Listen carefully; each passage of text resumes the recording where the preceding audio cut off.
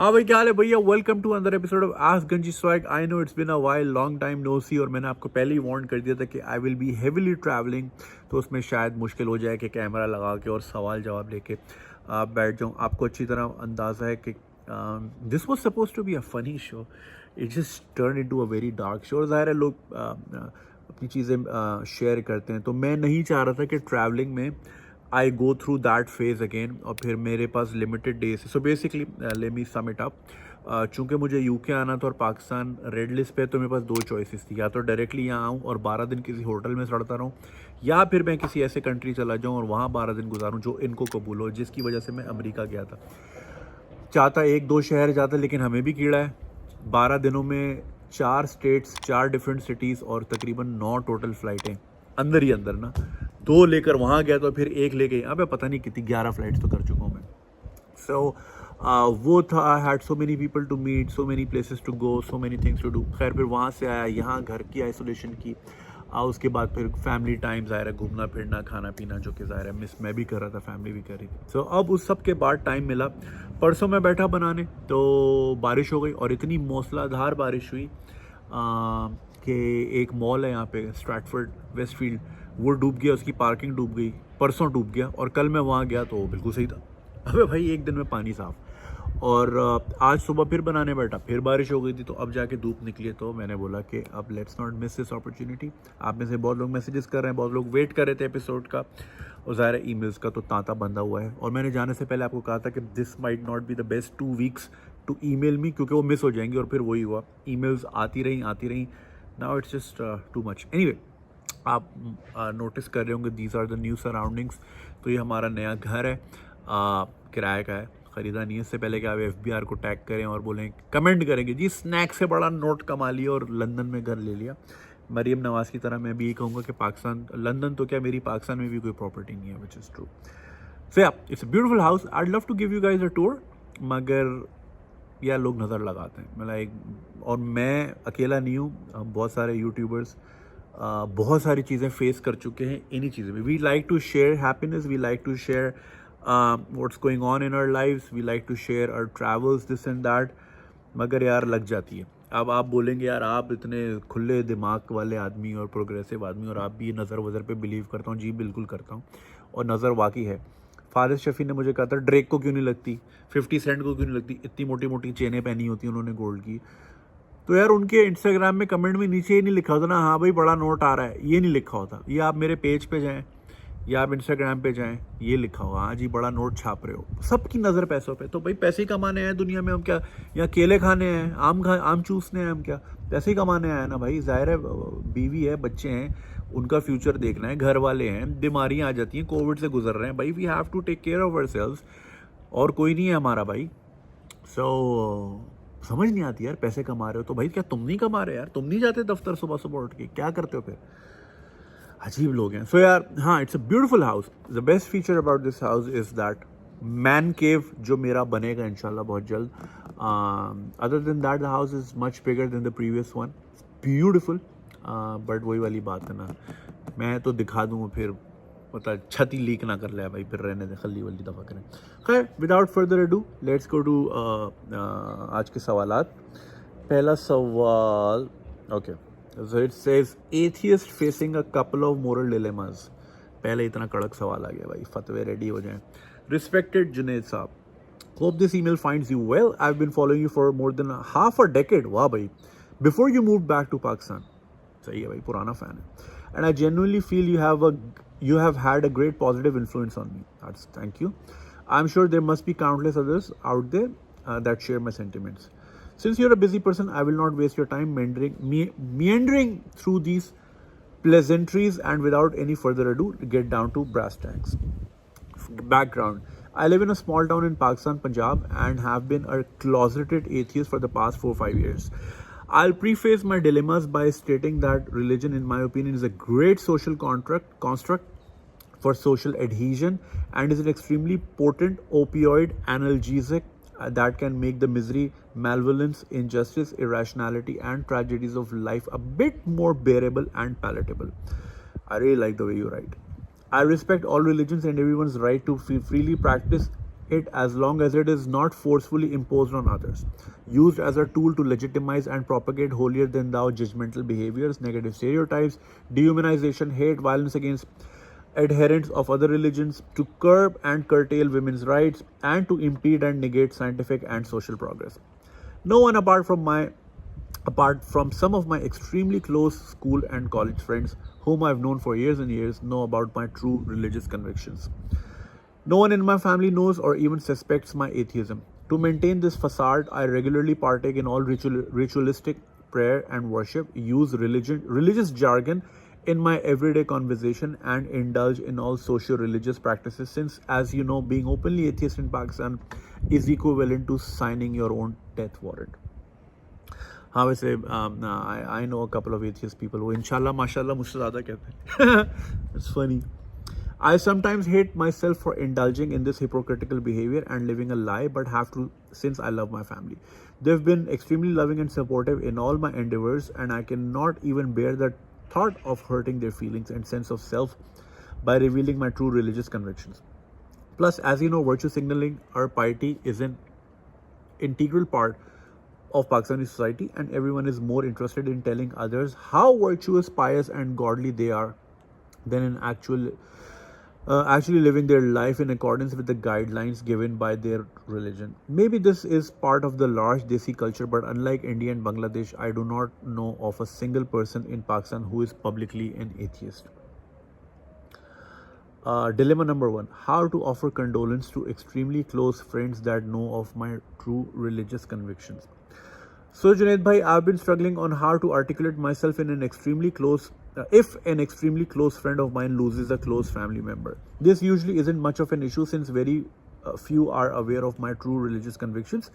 So I just reiterate and regurgitate the same routine phrases that everyone else is uttering. Example, Allah behtar karega, bas Allah ki raza thi, ab wo ek behtar jagah chale gaye hain, etc. But what about those friends that I've shared my true convictions with? What do I say to them? How do I console them?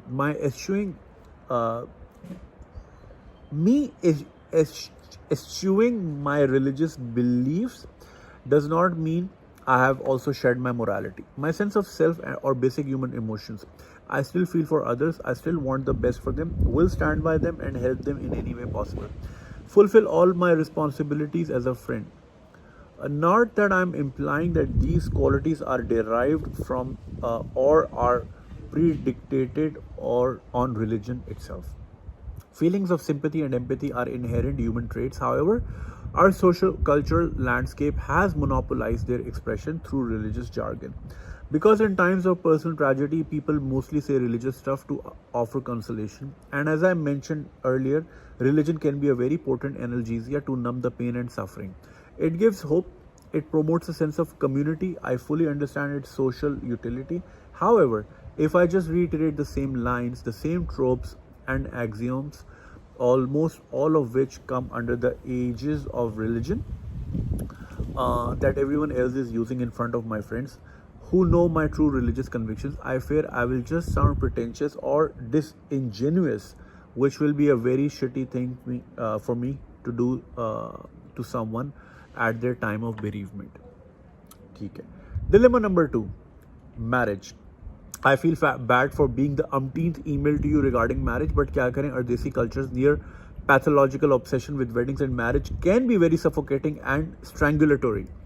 Fortunately for me, my family has never pressurized me or anything into getting married, but since I'm in my mid-20s, my relatives and other members of the society have started dropping not so subtle hits regarding it.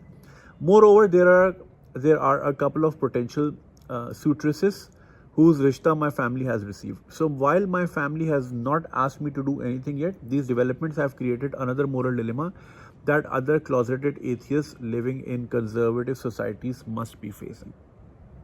I dread to even think about how to tell any prospective suitress during courtship about my true religious conviction, and then expend her silence or cooperation if we mutually decide not to proceed towards marriage. As you must have seen in life and in the emails you receive for this YouTube channel, people are getting screwed over right, left and center by their own blood relations. So it will be a tall order to trust a stranger or acquaintance to keep a secret. nor will it be healthy or fair to either of us or to our relationship if I also decide to keep her in the dark about my religious convictions as I do with my family and rest of the world. I'll completely respect with their constitutional freedom to practice the religion of her choice. It is her prerogative to go to any temple, mosque, church or gurdwara. She can even have my blessing to start her own religion if that's what she wants. However, revealing my true beliefs to her risk the secret getting leaked to my family or via her family to the society at large, all of which can cause great distress to my family and potentially threaten my life. I know my family will be gravely disappointed, but not hurt me or anything. But some TLP type Ashiq-e-Rasool may lynch me to earn some easy sawab or jannat. Plus, it can be used as a talking point to slander me and my family's name. We all know the penchant and proclivity our Desi society has for gossiping and not respecting someone's choices if they decide not to conform to rigid criterion dictated by them for everyone, and how readily they can resort to violence to impose them. It took years to build the trust, after which I revealed my atheism to my closeted friends. Unfortunately, in our Desi culture, marriage is treated like an extravagant and sophisticated form of animal husbandry. The vast majority does not have the luxury to really get to know their future spouse before embarking on a supposedly lifelong journey. It takes months, if not years, before you really get to know someone, and a few supervised meetings or dates with so much external pressure to conform to society's wishes can never suffice or be an adequate replacement for it. Epilogue. I would love to hear about your input on the dilemmas I've mentioned above. Would welcome the audience to leave their suggestions in the comments below. Thanking you in anticipation. Warmest regards. Thank you so much for your very well crafted, well curated email. काफ़ी नए लफ्ज़ भी सीखने को मिले. So basically एक साहब है जो कि एथियस्ट हैं, पाकिस्तान में रहते हैं, और पाकिस्तान में बावाज़ बुलंद एथियस्ट होना जो है मौत को दावत देने की बात है. तो ये छुपे हुए क्लॉजेटेड हैं, घर में भी नहीं बताया हुआ, कुछ चंद दोस्तों को पता है जो उनके ट्रस्टेड फ्रेंड्स हैं. सो बेसिकली फैमिली को हर्ट नहीं करना चाहते, तो तमाम जो रिलीजियस रिचुअल्स हैं उसमें हिस्सा लेते हैं. नमाज रोज़ा मतलब सब चलता ही है साथ साथ, ताकि घर वालों को शक ना हो, दोस्तों को तो पता है. तो ये बात है. तो इनके दो डिलेमास हैं. पहला डिलेमा ये है कि जी how to offer condolences to extremely close friends that know of my true religious convictions. यानी कि वो इनके दोस्त जो इनको जानते हैं कि ये एथियस्ट हैं, उनके यहाँ अगर कोई वाक़या हो जाए, किसी की वफ़ात हो जाए, कुछ एक्सीडेंट हो जाए, खुदा ना खास्ता कोई नागहानी आफत आ जाए, तो उनको तसल्ली किस तरह दी जाए. क्योंकि आम ज़िंदगी में तो हम यही बोलते हैं ना, अल्लाह बेहतर करेगा, या चलो अल्लाह को प्यारे हो गए, अल्लाह को यही मर्ज़ी थी, यही कबूल था, हम तो ये बोल के निकल जाते हैं. अब जो एक एथियस्ट है वो दूसरे एथियस्ट को क्या बोलेगा? मतलब क्या साइंटोलॉजी ख्याल रखे या टॉम क्रूज़ दर्जात बुलंद करे, मतलब क्या, समझ रहे हैं? तो देखें, इसमें ना दो चीज़ होती हैं. I know a few people who are on the same boat as yourself, और उनकी पोस्ट वगैरह मैं देखता रहता हूँ. मैं किसी से पर्सनली पूछता नहीं हूँ आप कौन हैं, क्या हैं, किस पे बिलीव करते हैं. तो ये फेथ जो है ना, सबका पर्सनल मामला होता है. एंड जब तक वो किसी को हर्ट ना करे, you know, it doesn't bother anyone, it shouldn't bother anyone. So किसी के यहाँ हुई थी, एक एथियस्ट साहब ही थे, वो वफ़ात पाए कुछ अर्सा पहले. तो उनकी फैमिली को भी पता था, अच्छी तरह सब कुछ पता था, लेकिन उनकी बाकायदा नमाज जनाजे भी हुई, कब्र भी बनी, और कब्र ही बननी थी, और क्या करना था उनको, लैब में तो नहीं रखना था. और जो है ना, कुतबा जो बनता है, जो कब्र के ऊपर जो एक साइनेज होता है, वो भी बना, उसमें दुआएं भी थी, कलमा भी था, सब कुछ था. सो आई बिलीव कि दुनियादारी के लिए ये चीज़ें करनी पड़ती हैं. तो उन्होंने शायद दुनियादारी के लिए की. अब ओपनली तो नहीं बोल सकते थे ना, मतलब वरना तो सबकी कब्रें बन रही होती हैं अगले दिन. तो ये तो दिखानी पड़ती. दूसरा जो ना, आदतन भी कुछ लोग, अब जैसे कि like I said, I know a few atheist people, वो मुझसे हमसे ज़्यादा इंशाल्लाह माशाल्लाह वो बोल रहे होते हैं. कुछ लोग आदतन ये चीज़ें बोलते हैं, they might not necessarily mean it. I firmly remember Sushmita Sen के बड़े इंटरव्यू आते थे किसी ज़माने में, तो वो इतना माशाल्लाह माशाल्लाह बोलती थी. My mom used to point it out to me कि तुम नहीं बोलते माशाल्लाह, देखो वो बोल रही है. सो आई थिंक चूँकि हमारी प्रैक्टिस, हम जिस माशरे में पले बड़े हैं, तो सारे हमारी एक ट्रेनिंग भी एक सर्टन वर्नैकुलर और सर्टन वोकेबलरी में हुई है, तो हमारे जो इमोशंस हैं वो भी उसी माहौल ने शेप किए हैं, और उन इमोशंस या फिर वाक़यात का उनका रिस्पॉन्स भी उसी ट्रेनिंग का हिस्सा है।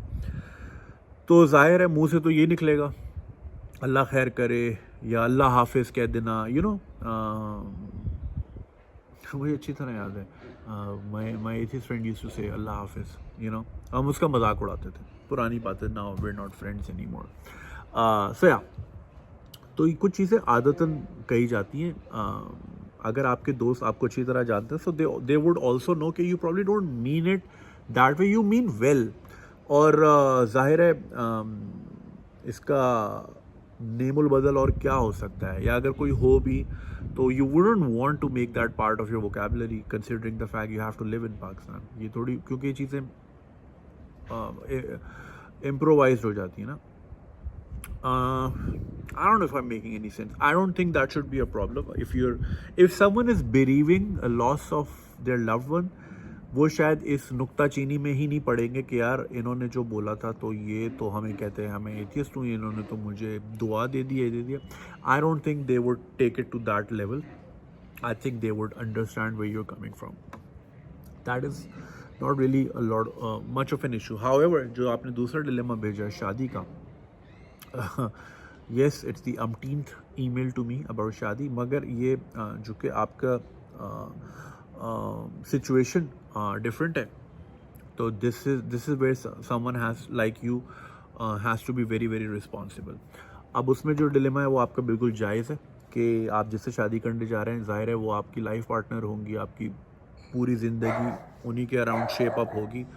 और अगर वो एक प्रैक्टिसिंग रिलीजियस पर्सन निकली तो फिर वो तो ज़ाहिर है उनके साथ धोखेबाजी होगी अगर आप उनको नहीं बताएंगे। और बताने में रिस्क ये है, जैसा कि आपने कहा कि यार दोस्तों को इतने सालों से जानते हैं फिर भी सबको नहीं बताया, तो एक स्ट्रेंजर पे आप कैसे ट्रस्ट करो जो कि जिसके घर आप जाके आपने सिर्फ चाय पी और समोसे खाएं और 2-4 बार फ़ोन पे बात किए, तो how will you trust such a person कि जिनके साथ आप इतनी सेंसिटिव चीज़ शेयर करें।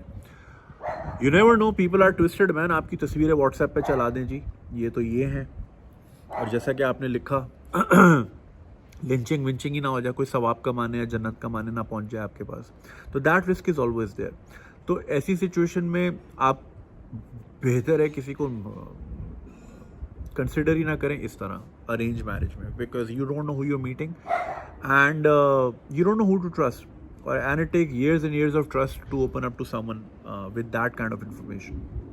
I have a lot of friends, a lot of good friends as well, but they don't know everything about me because you have to draw a line somewhere कि यार सब इसको इतना कुछ नहीं बताना, समझ रहे ना। तो ऐसी सिचुएशन में ना you should opt for someone who's like you and someone who you personally know and someone who knows you personally. तो वो एक रहेगा उसमें ना। फिर ये भी नहीं होगा जैसे कुछ लोग होते ना, some people who are homosexuals, मगर वो फैमिली को नहीं बता पाते और वो सोसाइटल प्रेशर में शादी कर लेते हैं, ज़िंदगी बर्बाद, अपनी भी दूसरों की भी। एक ईमेल आई थी मुझे, आपको याद होगा शुरू के एपिसोड्स में, 4 बच्चे भी हो गए थे, but he was gay, that person was gay, मगर दुनिया को दिखाने के लिए नाउ देर ऑल सफरिंग। वो 6 लोग जो हैं वो सफ़र, मियाँ बीवी और 4 बच्चे, there all suffering because that person didn't open up. तो it would be unfair to your spouse if they don't know, और फिर वो एक अलग सी केमिस्ट्री हो जाएगी कि मतलब एक ही घर में जो है ना बिलीफ सिस्टम 2 किस्म के चल रहे हैं। सो या, आई don't know if these make any sense. जो लोग सुन रहे हैं कमेंट्स में आप भी बता सकते हैं। शादी वाला is clear, do not risk sharing your personal beliefs. और जैसा कि आपने कहा कि unlike India and Bangladesh, I don't know of a single person Pakistan who's publicly an atheist, that's true. कुछ लोगों के बारे में आप समझ जाते हैं कि हाँ ये होगा, बट लाइक ओपनली आके कोई भी नहीं कहता। मतलब टीवी पे कभी भी नहीं देखा कि जी कोई आया है और नीचे लिखा है कि जी मैथमेटिशियन या साइंटिस्ट, मोलिकुलर बायोलॉजिस्ट / एथियस्ट, कभी भी नहीं लिखा है, ना शायद लिखा आएगा। इतने बॉल्स नहीं। बारिश फिर शुरू हो गई है यार। Anyway, so I hope I answered your question, and if not, my apologies, and I hope someone on the comment section will take it from there. Thank you. हाँ जी, next one is not really a question, it's kind of not even a request, it's just an information, but I'll still share with you. Salam Junaid bhai, we are young entrepreneurs who have developed an amazing app which is a novel idea for Pakistan. It provides protection to Pakistani consumers, giving them a voice, as well as beneficial for businesses. We believe it should help improve overall professionalism of Pakistan's business landscape. You can download our app Char Dost, Char is a numeral, at Google Play Store and try it out. We have around 200,000 businesses listed with us. So businesses, even home-based businesses like graphic designer, home cook, auntie, etc., can list their business at Char Dost and it becomes searchable for everyone. Businesses can also offer deals and events to boost their business, more control on foot traffic. Customers can give search, call, map businesses and give them review and ratings. Businesses performing good comes on top of search result and bad performance goes down. Everything is completely free for both businesses and customers. We would appreciate if you could give us some time to discuss it further with you, find a possibility, short intro. Khair, sure, I'll definitely connect with you guys, but जब तक हम ये करेंगे, आप लोगों ने सुन लिया चार दोस्त, I think it's like Yelp जैसे अमेरिका में है, उसमें आप रिव्यू करते हो, बिजनेस को रेटिंग्स देते हो और रेटिंग्स की बुनियाद पे बिजनेसेस की रैंकिंग होती है. So yeah it's not a paid promotion और एनीथिंग. ये ईमेल आई थी, मैंने आपके साथ ऐसी शेयर कर दी. It was very much a personal email, but you know किसी का कुछ जाता नहीं है. चार दोस्त डाउनलोड करके ज़रूर देखिएगा. हाँ जी, नेक्स्ट वन. सलाम जुनैद भाई, कैसे हैं आप? खैरियत से हैं? जुनैद भाई, मैं आपको 2-3 साल से फॉलो कर रहा हूँ. बेसिकली मैं ऑनलाइन बिजनेस करता हूँ. I am 20 year old. मेरे साथ एक बहुत बड़ा मसला है कि मेरी अम्मी जो हैं वो काफ़ी टाइम से मेरे बाप से झगड़ रही हैं. मतलब बचपन से घर में लड़ाई झगड़े होते आ रहे हैं और भी छोटी छोटी चीज़ों पर, और वो भी छोटी छोटी चीज़ों पर. उनकी नेचर ही ऐसी बन गई है मेरे अब्बू को जलील करने की. उनसे लड़ना, झगड़ा करना और बिला वजह पैसे मांगते रहना, जबकि वो उनका बेहतरीन तरीके से ख्याल रखते हैं, लेकिन वो हमेशा पैसों की कमी का सबके सामने बोलती रहती हैं और जलील करती हैं उनको. और मेरे अब्बू खामोश रहते हैं, उनका कंट्रोल नहीं चलता अम्मी पर. वो खामोश तबीयत आदमी हैं, लेकिन मेरी माँ उनके साथ बहुत ज़्यादती करती हैं. उनके अंदर किसी चीज़ का एहसास नहीं कि कोई इंसान परेशान है या उसके पास पैसे नहीं हैं, और वो जलील करती हैं, सोचती नहीं हैं, और वो बस अपनी चलाती रहती हैं. मतलब नॉर्मल नहीं है. उनकी बातें, उनकी नेचर जैसे सब औरतों की होती है. अच्छा, जिस तरह औरतों की नेचर होती है उस तरह नहीं है. ओके. और वो सब के बारे में बुरा सोचती हैं, गलत अज्यूम करती हैं जिससे भी मिलती हैं. वहम और शक की आदत उनमें बहुत है. मैं उनको थोड़ा बहुत समझने की कोशिश करता हूँ, लेकिन वो नहीं समझाने की कोशिश करता हूँ, लेकिन वो नहीं मानती. अपने एक्सक्यूज़ेस देती हैं. मैं अब रोता रहता हूँ और चुप रहता हूँ. मुझसे अपने अब्बू की ये कंडीशन नहीं देखी जाती. उनको बिज़नेस की टेंशन है, मतलब जो नॉर्मल इंसान की 10 टेंशन होती हैं, और फिर वही इस तरह जलील करती हैं और पैसों में बहुत ज़्यादती करती हैं. Sorry for long email, please answer my problem.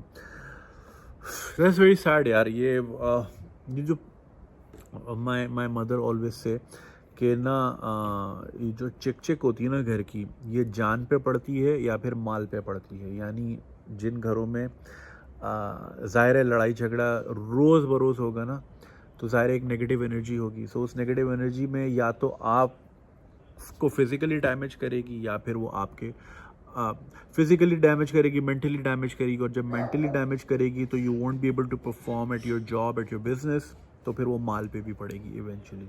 बहुत काम की बात है, छोटी सी बात है, मगर ये कि ये बड़ा कहना नहीं चाहिए, मगर जो फैक्ट है वो है. कुछ लोगों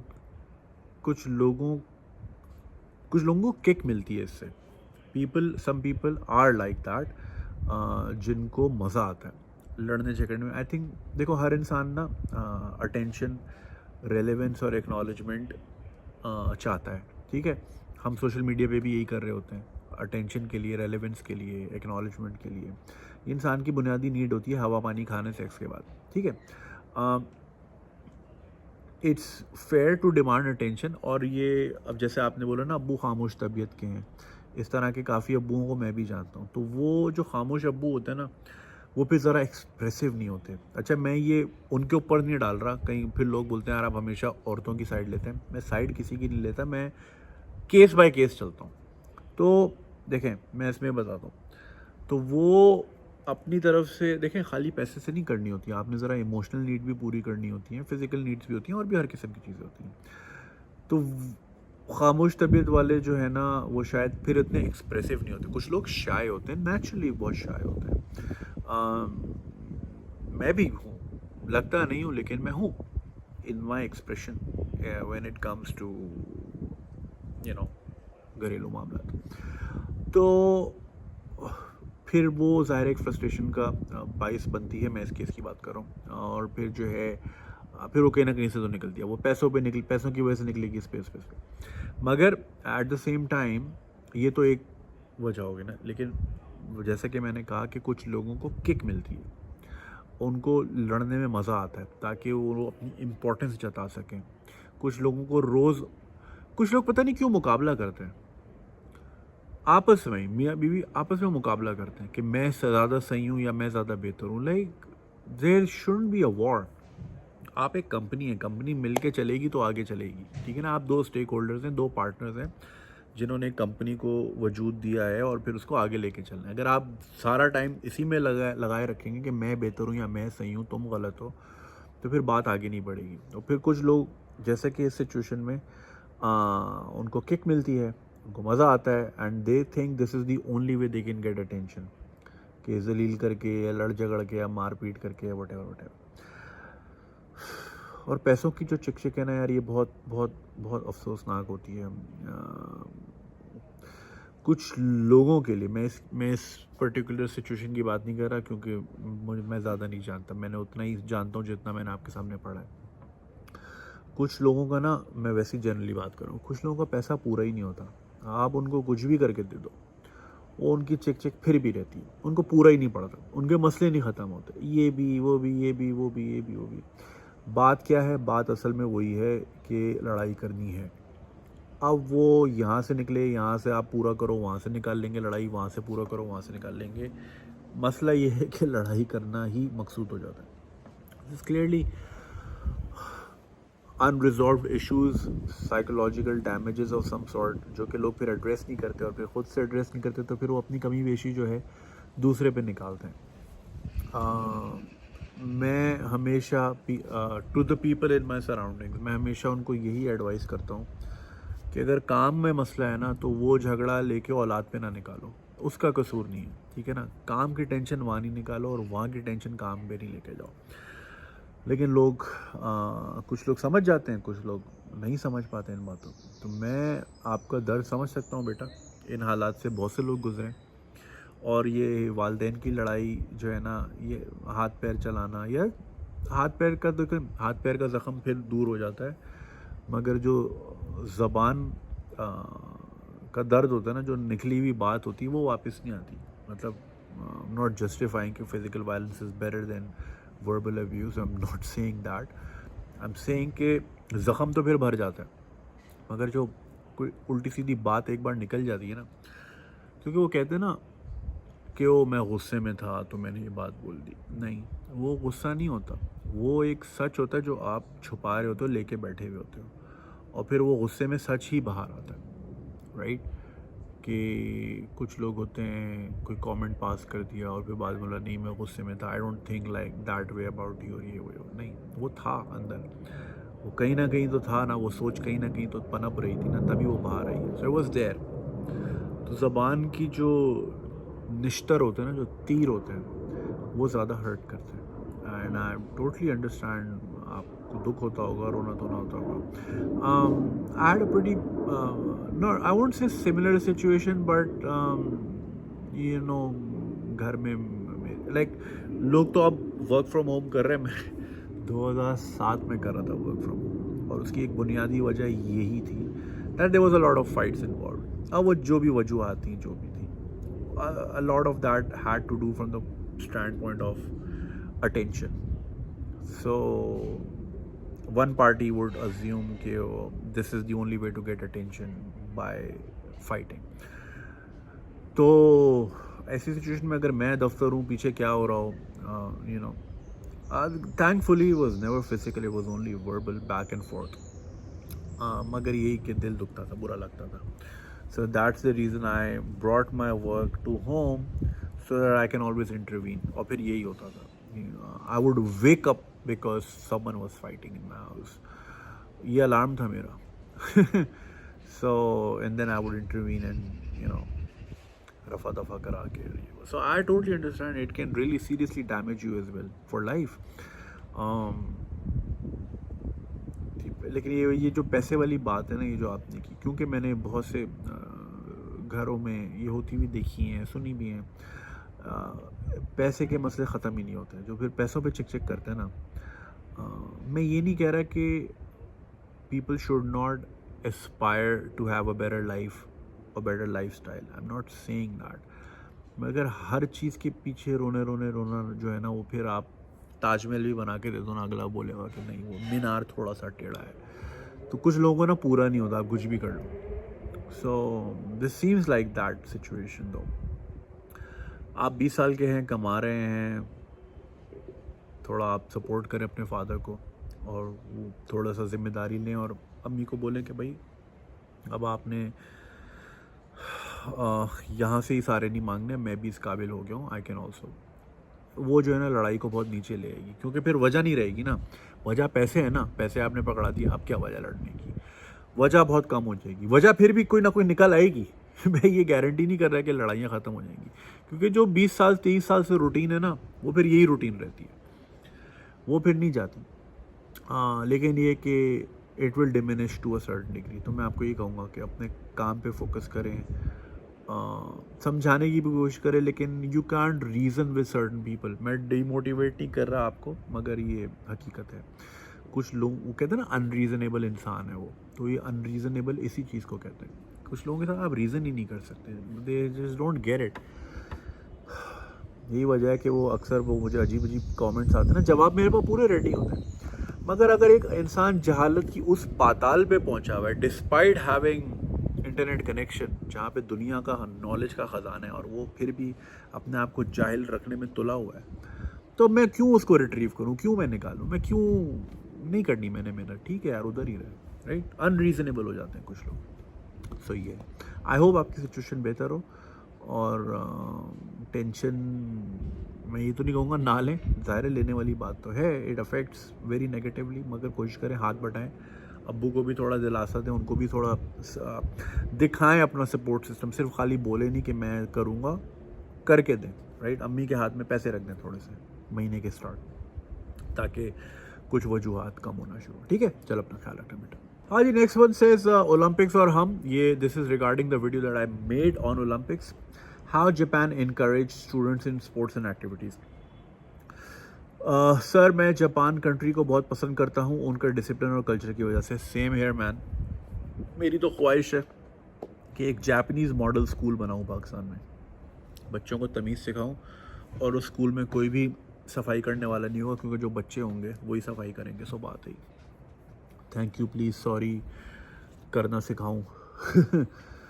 खैर, जापान हर बच्चे को स्टडीज़ के साथ साथ कोई ना कोई क्लब ज्वाइन करने का बहुत ज़रूरी, जापान में कोई ना कोई क्लब ज्वाइन करना बहुत ज़रूरी है, वो स्पोर्ट्स का हो या किसी ना किसी एक्टिविटी का. अगर उनके फेवरेट एक्टिविटी का क्लब नहीं है, तो वो कोई भी 4 दूसरे स्टूडेंट्स को ढूंढकर अपना वो क्लब बना सकते हैं जिनमें उनको सेम इंटरेस्ट हो. उससे बच्चे बचपन से अपने आप को एक्सप्लोर करने लगते हैं और उन चीज़ों में बचपन से बेहतर होने लगते हैं. फिर उनके स्पोर्ट्स के डिफरेंट स्कूल्स से कंपटीशन होते हैं, फिर वहीं से उनकी सिलेक्शन होती है. वेल, मुझे पता है आपको ये बातें पता होंगी, लेकिन मैं चाहूँगा कि एक एलैबोरेटिव पॉडकास्ट बनाएं और लोगों को इस बारे में बताएं. यार, क्या स्पोर्ट्स की बंदा बात करें, यहाँ पे लोगों का खाना पीना ही नहीं पूरा हो रहा, शादियों पे सबका जोर है. अभी मैं एक देख रहा था, वो सायर लोधी साहब खड़े हुए थे, पीछे तबला ढोल बना हुआ था, और कोई खातून थी आगे माइयों में बैठी हुई थी. तो भाई यही स्पोर्ट है इधर, यही गेम है. लोगों की ज़िंदगियों से खेलो, इमोशनली खेलो, फिज़िकली खेलो, यही स्पोर्ट है पाकिस्तान में. शादी नहीं करा लो.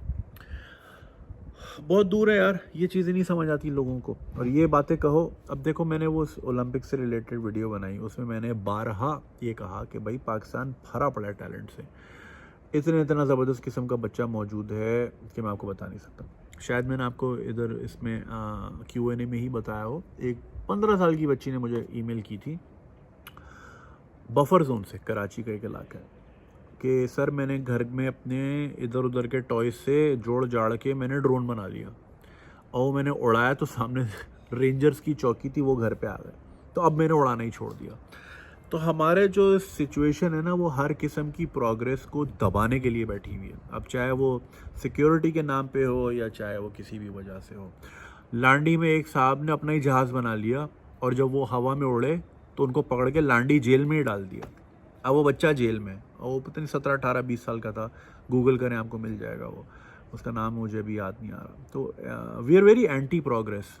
तो हमें ना ये स्पोर्ट्स, ज़्यादा स्पोर्ट्स की बात करो तो फिर फतवे आ जाते हैं जी, चड्डी पहन के क्यों खेलेंगे, टखनों से ऊपर जो है नहीं, घुटने से ऊपर चड्डी थी वेट लिफ्टर की, और ये वो। खैर, जो तलहा तालिब जो कि वेट लिफ्टिंग कंपटीशन में गए थे, उनकी कपड़ों पे कोई कमेंट नहीं आया कि जी घुटना रानें दिख रही थी या ये दिख रहा था, कोई कमेंट नहीं आया। अगर कोई खातून गोल्ड जीत भी जाती तो कमेंट उसके कपड़ों पे ही आने थे। हमारे मुल्क में ना औरत कुछ भी कर ले, कुछ भी कर ले। मैं इतनी ख़वातीन जो भी जिनको शौक़ होता है ब्लॉगिंग का या व्लॉगिंग का, तो उनको यही कंसर्न होता है, और ये हकीकत बात है। कोई अप्लाइड फ़िज़िक्स की पीएचडी भी लड़की अगर बैठी हो ना और वीडियो में आपको समझा रही हो एस्ट्रोफिज़िक्स के मामलात, तो आपने पलट के यही बोलना है कि जी आपके यहाँ से बाल दिख रहा है तो क़यामत में सांप लौटेंगे आपके। ऐसे माशरे में बंदा क्या बात करे। तो स्पोर्ट्स की भाई मेरे भाई दुनिया बहुत और ग्रास रूट लेवल से ही जो है ना शुरू हो जाती है। बच्चों को स्टाइपेंड मिलते हैं, और जो है उनको इनकरेज और नरिश किया जाता है उनके शौक़ को। हमारे दोस्त हैं कॉमिक्स बाय माजिद, उन्होंने बहुत अच्छा मीम बनाया था। उसमें यही था कि यार पूरे हफ्ते में स्कूल में एक पीरियड होता है गेम्स का, वो भी मैथ्स के टीचर खा जाता है। उसमें भी जो है ना कोई वो मोटा सा टीचर। हमारे तो ज़िंदगी में जो स्पोर्ट्स का टीचर मिला उसकी इतनी बड़ी तोंद मिली है, उसकी बॉडी से ही नहीं पता था कि वो स्पोर्ट्स मैन होना भी चाहिए कि नहीं, इतनी बड़ी बड़ी तोंद। तो क्या स्पोर्ट्स को, तो अब जैसे हमारे यहाँ आर्ट्स को कहते हैं ना भाई, जिसको साइंस नहीं मिली लूज़र लोग आर्ट्स में जाते हैं। आर्ट्स पे दुनिया खड़ी हुई है भाई, और हमारे यहाँ कहते हैं जी लेफ़्ट ओवर लोग आर्ट्स में जाते हैं। खैर, फारे लोगों के काम है। तो भाई यहाँ क्या इनकरेज करें, और सारी कौम क्रिकेट में वड़ी हुई है, और उसमें भी या तो वर्ल्ड कप जीत रहे होते तो समझ भी आता, वहाँ भी बुरा हाल है, बेड़ा गर्क है। तो सेहतमंद मुआशरों में जो है ना स्पोर्ट्स पे ध्यान दिया जाता है। जो माशरे ऐसे ही होते हैं ना हमारे जैसे, वहाँ पे इनको फजूल काम कहते हैं। अब जैसे साइंस एक्सप्लोरेशन को कहते हैं फजूल काम है, चांद पे क्या करने जा रहे हो। अब वो उस पर मैंने इतनी लंबी वीडियो बनाई थी, आपको याद ही होगा। तो ऐसे लोगों से आप क्या रीज़न करें जो कहते हैं जी मार्स में क्यों जा रहे हैं, इतनी बड़ी दुनिया है तो सही। तो भाई स्पोर्ट्स क्या क्या करें फिर ऐसे लोग, तो छोड़ें यार खल्ली वल्ली। ठीक है भाई, जापान में होता होगा, उनकी तो यही दुनिया, हमें तो अपनी दूसरी दुनिया में भी जाना है ना आगे, हम उसकी तैयारी कर रहे हैं। जापानी जाएँ बढ़ें दुनिया में कहीं पर भी। ओके जी, नेक्स्ट वन, ये भी स्पोर्ट्स से रिलेटेड। अच्छा, वो कल ओलंपिक्स की वीडियो बनाई ना, तभी ये रिपीटेडली आ रहे हैं। Hello, Mr. Junaid. I hope you and your family is doing good. I want to keep this email short so others can get a chance to share what they want with you. Yeah, कितनी अच्छी बात की उन्होंने। I live in the UAE and I'm currently 18 years old and I have played football for different football academies here. As you said, Pakistan does not lack talent. They lack in a team which needs to be behind the talent to progress him or her towards the big stages. I recently played for an academy in UAE with other under 19 players, me being the only Pakistani there, where I had a football trial, and the only reason I was not picked was because of my nationality, and I was ready to cry because I'm very close to giving up on my dream. The reason for that is because I now face this problem everywhere I go. Any football club I go to, it's the same thing. Please advise me what to do. I'm still 18. I know I have time. I also have other hobbies like I do music production, and I'm also learning audio engineering through YouTube, but of course I don't have the same passion for it like football. Please let me know what I should do. Thank you. First of all, very sad to hear about this. अब यार हम क्या करें यार, ये passport हमारा जो है ना हर जगह फंसा देता है। तो आई डोंट नो उसका क्या सलूशन हो सकता है। फीफा ने हमें बैन कर दिया है, मैं ये भी नहीं कह सकता पाकिस्तान आके खेल लो, यहाँ तो फीफा ही बैन हुई है। तो वो भी ऑप्शन नहीं है। तो मतलब आप फिर आप बोलोगे बुराई कर रहे हो, बैशिंग कर रहे हो। बैशिंग वाली बात नहीं है, जो फैक्ट है वही आपके सामने ही है यार। बस वो फ़र्क ये है कि आप सुनना नहीं चाहते। भाई झूठ सुनना है, और भी बड़े चैनल हैं यार जहाँ पे आए दिन वो कह रहे हैं जी अमेरिका ने घुटने टेक दिए और हम नंबर 1 हो गए पूरी दुनिया में। तो वो वाले चैनल सुन लिया करो यार, हकीकत नहीं सुननी तो। असल में लोगों को चाहिए नशा, झूठ का नशा। हमसे झूठ बोलोगे, हम सबसे अच्छे हैं, बेहतरीन नहीं है। नॉर्थ कोरिया भी तो यही है। आपको पता है नॉर्थ कोरिया में क्या अनाउंस होता है हर 4 साल बाद? कि ओलंपिक्स में सारे गोल्ड वही जीत गए। और उनकी लोग मानते हैं क्योंकि उनके पास इंटरनेट एक्सेस ही नहीं है। दे बिलीव वर्ड जो गवर्नमेंट कहती है उनको मानना पड़ता है, वो मानते हैं। तो आप भी यही चाह रहे हो कि बस हमसे झूठ बोलो। एनीवे, फिर बात कहाँ से कहाँ चली गई। आई डोंट नो बेटा, आपको मैं क्या एडवाइस करूँ, क्योंकि आप कहीं भी जाओगे आपके पास पासपोर्ट तो पाकिस्तानी ही है। तो आई don't know what other options you have. I don't no, may be try कतार। वहाँ पे फुटबॉल का सीन तो बहुत अच्छा है। आई डोंट नो कि with regards to playing under 19 वगैरह वगैरह उसके क्या रूल्स एंड रेगुलेशन है मुझे नहीं पता। टर्की में बहुत अच्छे क्लब्स हैं and a lot of Turkish players have ended up in Europe. I know this because someone I know took the Karachi United की टीम और लियारी के बॉयज़ टू कतार फॉर अ फुटबॉल थिंग, और उन्होंने वहाँ के क्लब के बच्चों को बड़ा ज़बरदस्त गोल वोल मारे थे। सो हाँ, डू वन थिंग बेटा. So there's an account called South Asian Sign. He's a good friend of mine. His name is Saif. मैं उन्हीं की बात कर रहा हूँ. सैफ जो है एक टीम के साथ गए थे, इन्होंने व्लॉग भी बनाया था. तो YouTube पे look him up, South Asian Sign. उनका चैनल मिलेगा. Watch his video, फुटबॉल से related, and try reaching out to him on Instagram. Maybe he has a better opinion on this because मेरा football से दूर दूर तक ताल्लुक़ नहीं है. और दूसरे जो लोग सुन रहे हैं वो कमेंट्स में भी बता सकते हैं. जो दूसरी हॉबीज़ हैं आपकी म्यूज़िक प्रोडक्शन, मतलब आपकी बेटा सारी हॉबीज़ वही हैं जो पाकिस्तान में जो है ना फिर आप नहीं सर्वाइव कर पाएंगे. म्यूज़िक प्रोडक्शन हो गई, ऑडियो इंजीनियरिंग हो गई. चलो ठीक है, I wish you well. I am not discouraging you और यू नो मैं डीमोटिवेट नहीं कर रहा. I wish you well. But a lot of musicians that I know. आप तो खैर प्रोडक्शन की बात कर रहे हो ना, मैं म्यूजिशियन की बात कर रहा हूँ. मेरे जितने म्यूजिशियन दोस्त हैं they are doing things other than music. मजबूरी में कोई किसी एजेंसी में काम कर रहा है, कोई किसी ब्रांड के लिए काम कर रहा है, कोई क्या कर रहा है, कोई क्या कर रहा है. वो नहीं कर रहे बेचारे तो म्यूज़िक नहीं करेंगे क्योंकि म्यूज़िक में पैसा ही नहीं है पाकिस्तान में. सैड सिचुएशन है यार, क्या कर सकते हैं. So yeah reach out to South Asian sign. Okay बेटा. हेयर्स अ क्विक क्वेश्चन जो कि बहुत पहले भी आया है. अस्सलाम वालेकुम. I'm an 18-year-old from Lahore and in a dark place because my father is continuously forcing me to do accounting from LUMS after my intermediate in computer science and also wants me to do CSS in the future. But I want to become an animator and dream to make my own hand-drawn animation studio, which will be one of the few, but my father is not letting me do that and also threatened me to break each and everything I own and if I pursue it. It's very toxic. आपके father आपको lumps में इसलिए force कर रहे हैं ताकि वो अपने 4 दोस्तों को बताए मेरा बच्चा लम्स में पढ़ता है. क्योंकि अंकल जो 4 बैठते हैं ना, लाहौर के जो अंकल्स होते हैं ना ख़ास तौर पे, उनके वो बड़े घोड़े वाली पोलो पहनते हैं. मैंने छोटे घोड़ों वाली पहनी, वो इतने बड़े, उनका घोड़ा इतना बड़ा होता है. और वो लाहौर क्लब्स में बैठ के बस सिगार पी के और यही चेप रहे होते हैं कि हमारा बच्चा ये कर रहा है, हमारा ये कर रहा है. और इसी वजह से आपको CSS में डाल रहे हैं क्योंकि आप कल को जब अफसर बनेंगे तो आपके पीछे जो 2 मोबाइलें होंगी तो अब्बू को और अच्छा लगेगा मेरा बच्चा जो कोई ऐसी टोर है उसकी. मैं आपके अब्बू को जानता नहीं हूँ मगर हमारे सोसाइटी की ना सोच यही है. सॉरी बेटा, बारिश हो रही है. I'm gonna wrap it up very quickly. हमारे अब्बुओं की सोच यही है, वो इतनी छोटी सी सोच ही रखते हैं. मैं ज़रा लैपटॉप बंद कर दूँ उससे पहले कैसे पानी जाए. वो यही सोच रखते हैं कि ख़ुद ज़िंदगी में इतना अचीव नहीं किया होता तो बच्चों के कंधे पे रख के वो बंदूक चलाने की कोशिश करते हैं. एनिमेटर इज़ अ भाई आगे की फील्ड ही एनिमेशन है. ये CSS VSS ये पाकिस्तान में ही शायद रह जाए, दुनिया भर में ब्यूरोक्रेसी सब कुछ जो है ना ये ऑटोमेशन पे चला जाएगा, रोबोट्स कर रहे होंगे. तो ये आर्ट्स एंड क्रिएटिविटी यही फील्ड रह जाएगी जो इंसान कर रहे होंगे. और एनिमेशन इज़ क्रिएटिव फील्ड. मगर देखें ना इस तरह हमारे मुल्क में ना एक तो जो बेहतरीन टैलेंट होता है वो पाकिस्तान में टिकता ही नहीं है. They are force out of the country. और जो बेचारे वहाँ रह के कुछ करना चाहते हैं उनको ज़बरदस्ती CSS करा देते हैं, ज़बरदस्ती डॉक्टर बना देते हैं, ज़बरदस्ती शादी कर देते हैं. मेरा जो पूरा थीसिस है ना अभी तक अबाउट पाकिस्तान वो ये है, एंड आई से this with a very heavy heart. इंसान की ज़िंदगी में ना उसकी अपनी दो ही चॉइसेस होती हैं। देखें, I don't choose to be Muslim, I was born in a Muslim हाउस होल्ड, ठीक है। I don't choose my parents, I was born there. I don't choose my siblings, they were there. इंसान और दोस्त जो है ना वो तो चेंज होते रहते हैं। लाइफ लॉन्ग दोस्त स्कूल के ही होते हैं या कॉलेज के ही होते हैं, बागे में तो लोग चेंज ही हो रहे होते हैं। सो इंसान के हाथ में ना दो चॉइसेस होती हैं जो उसकी लाइफ को मेक या ब्रेक करती हैं। एक होती है उसका करियर, एक होती है उसकी शादी। अगर अच्छी तालीम ली, मतलब सॉरी, एक होती है उसकी तालीम और एक उसकी शादी।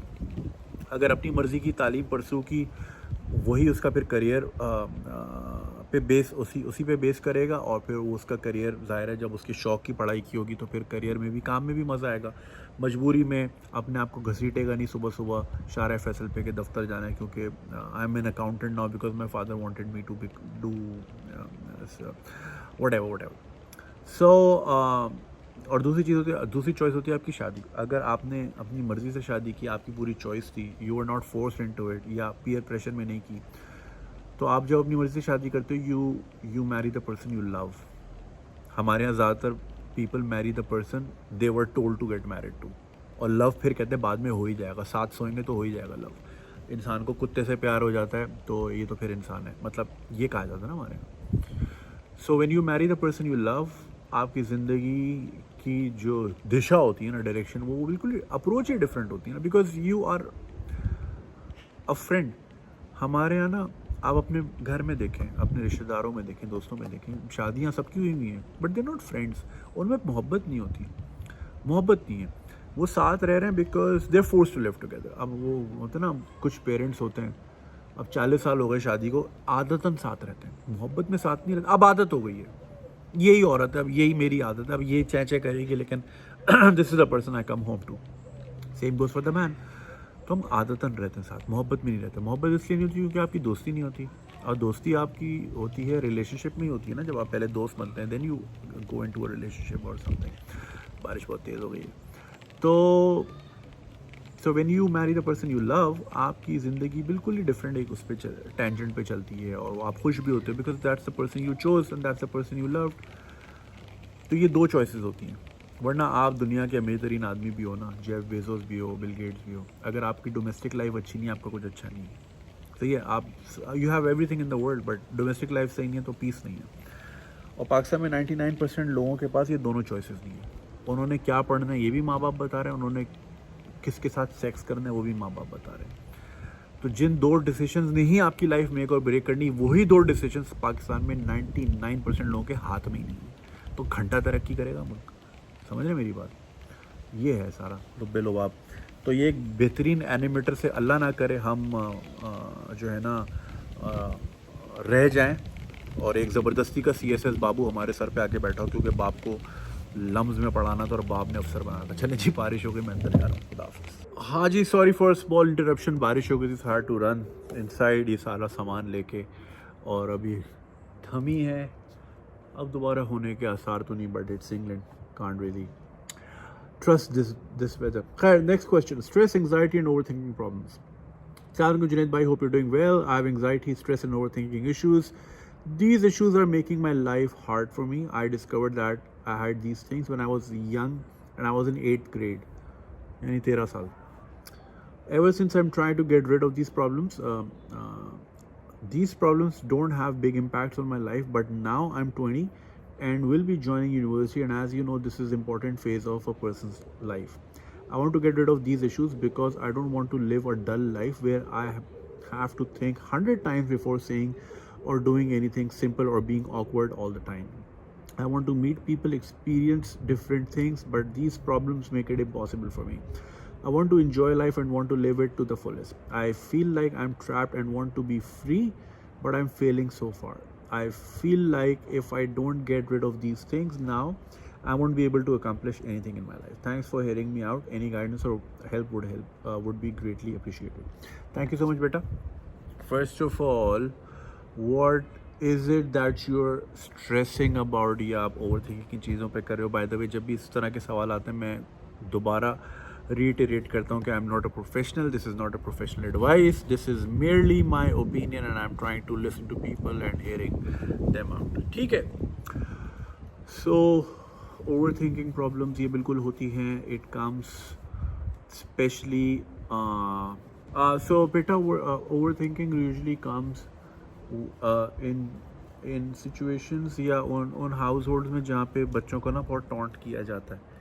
ये नहीं करो, वो नहीं करो, ऐसे लग रहे हो, वैसे लग रहे हो. तो वो फिर जो है ना एक बच्चों को डाउनवर्ड स्पायरल में डाल देते हैं, और जहाँ पे वो हर चीज़ को, क्योंकि because they are so afraid of negative comments, तो वो हर चीज़ को 10-10 बार सोच के करना. कॉन्फिडेंस बेसिकली मार दिया जाता है, और ये सबसे पहले घर से शुरू होता है. फिर वो कहते हैं ना all it needs is one, खैर मैं नहीं, let me not coat that, फिर वो फतवे आते हैं. कहते हैं ना कि ज़्यादातर लोग नौकरियां इसलिए नहीं छोड़ते because they don't like the job, वो छोड़ते हैं because of the bad manager. Similarly all it takes is one wrong teacher in your life जो आपको ह्यूमिलिएट बहुत करते हैं क्लासेस में, और आपका ज़िंदगी भर का कॉन्फिडेंस शैटर कर देते हैं. कभी होता है ना जब आप छोटे होते हो, स्कूल में होते हो, आपने कुछ गलत बोल दिया और आपका इतना मजाक उड़ाया गया क्लास में टीचर के कहने पे, फिर सब मजाक उड़ाते हैं, फिर आपकी एक चिढ़ बन जाती है, and then like you get called names of all sorts. वो आपका कॉन्फिडेंस हमेशा हमेशा के लिए शैटर कर देते हैं. बच्चे इतने सेंसिटिव होते हैं, इतने नाजुक होते हैं, हम लोग सोचते ही नहीं इन चीज़ों के बारे में कि हमारी कौन सी लूजली कही हुई बात किसी का कॉन्फिडेंस हमेशा के लिए शैटर कर सकती है, उसकी पर्सनालिटी हमेशा के लिए नेगेटिवली इम्पैक्ट कर देती है. मुझे आई वॉज इन DC, तो मुझे उज़ैर मेरे बहुत अच्छे दोस्त हैं, उन्होंने मुझसे एक सवाल किया कि आपको पता है पाकिस्तान में चाइल्ड साइकोलॉजिस्ट प्रॉपर कितने हैं? तो मैंने बोला मालूम नहीं. तो कह रहे 7 थे, अब 6 रह गए क्योंकि मेरी बहन भी माइग्रेट हो गई है. यानी हमारे मुल्क में जहाँ 2 करोड़ बच्चा वैसी स्कूल से बाहर है, और हमारी 60% पॉपुलेशन 30 साल से नीचे है, बच्चे बहुत ज़्यादा हैं, और फिर बच्चों के साथ अब्यूज़ इतना ज़्यादा है, उस मुल्क में सिर्फ 6 चाइल्ड साइकोलॉजिस्ट हैं प्रॉपर. It's very sad. तो लोगों को कौन समझाएगा, कौन अवेयर करेगा, कौन इन चीज़ों के ऊपर बात करेगा कि बच्चों से कैसे डील करना है? हमारे यहाँ बच्चों से किस तरह डील करना है हमें सिखाया नहीं जाता. 2 चपेड़ मारो सीधा हो जाएगा, क्योंकि हम भी ऐसे सही हुए थे. What we don't realize is we are damaged in a lot of ways, लेकिन हम चूँकि इंट्रोस्पेक्ट नहीं करते और ना ही हम किसी थेरेपिस्ट को दिखाते हैं, तो हम वो फीलिंग्स को बॉटल अप कर रहे होते हैं. तो ये बचपन की ही डैमेजेस होते हैं जो फिर सारी ज़िंदगी आपको नेगेटिवली इम्पैक्ट कर रहे होते हैं. तो आई टोटली अंडरस्टैंड बेटा वेयर यू कम फ्रॉम. मैं आपको किसी और की क्या, मैं आपको अपनी मिसाल देता हूँ. I had more less same issues when I was your age. मैं हमेशा से I was an extremely shy person even to this day. मैं वीडियोज़ में जिस तरह दिखता हूँ वो शायद इसलिए दिखता हूँ क्योंकि जब मैं वीडियोज़ बना रहा होता हूँ तो मेरे आसपास अभी तो कोई भी नहीं है, या अगर स्टूडियो में बना रहा हूँ तो मैक्सिमम एक बंदा होता है जो कि मेरा दोस्त ही होता है. इस तरह मतलब like my colleagues are my friends, तो उनके साथ वो झिझक नहीं होती. But other than that I am an extremely shy person in my personal life. Awkwardness तो बहुत ज़्यादा. और सया इसमें जो एक चीज़ जिसने मेरी बड़ी हेल्प की हमेशा से वो ये थी, and I owe it to my best friend who taught me this. And he taught me this one thing कि आप जब भी कोई, खैर उन्होंने तो किसी और ज़ुमरे में ये बात कही थी, because I use to like this girl in my tuition centre and I wanted to talk to her. तो वो but I was obviously afraid. Over thinking, stress, anxiety मुझे भी था कि क्या होगा. So my friend taught me just one thing. He said what's the worst that could happen. Worse से worse क्या हो सकता है? वर्स से वर्स ये हो सकता है कि मैं शायद वो शिकायत कर दे, मैं निकाल दिया जाऊँ कोचिंग सेंटर से, या फिर वो घर में बता दे, उसके भाई पीटने आ जाएं.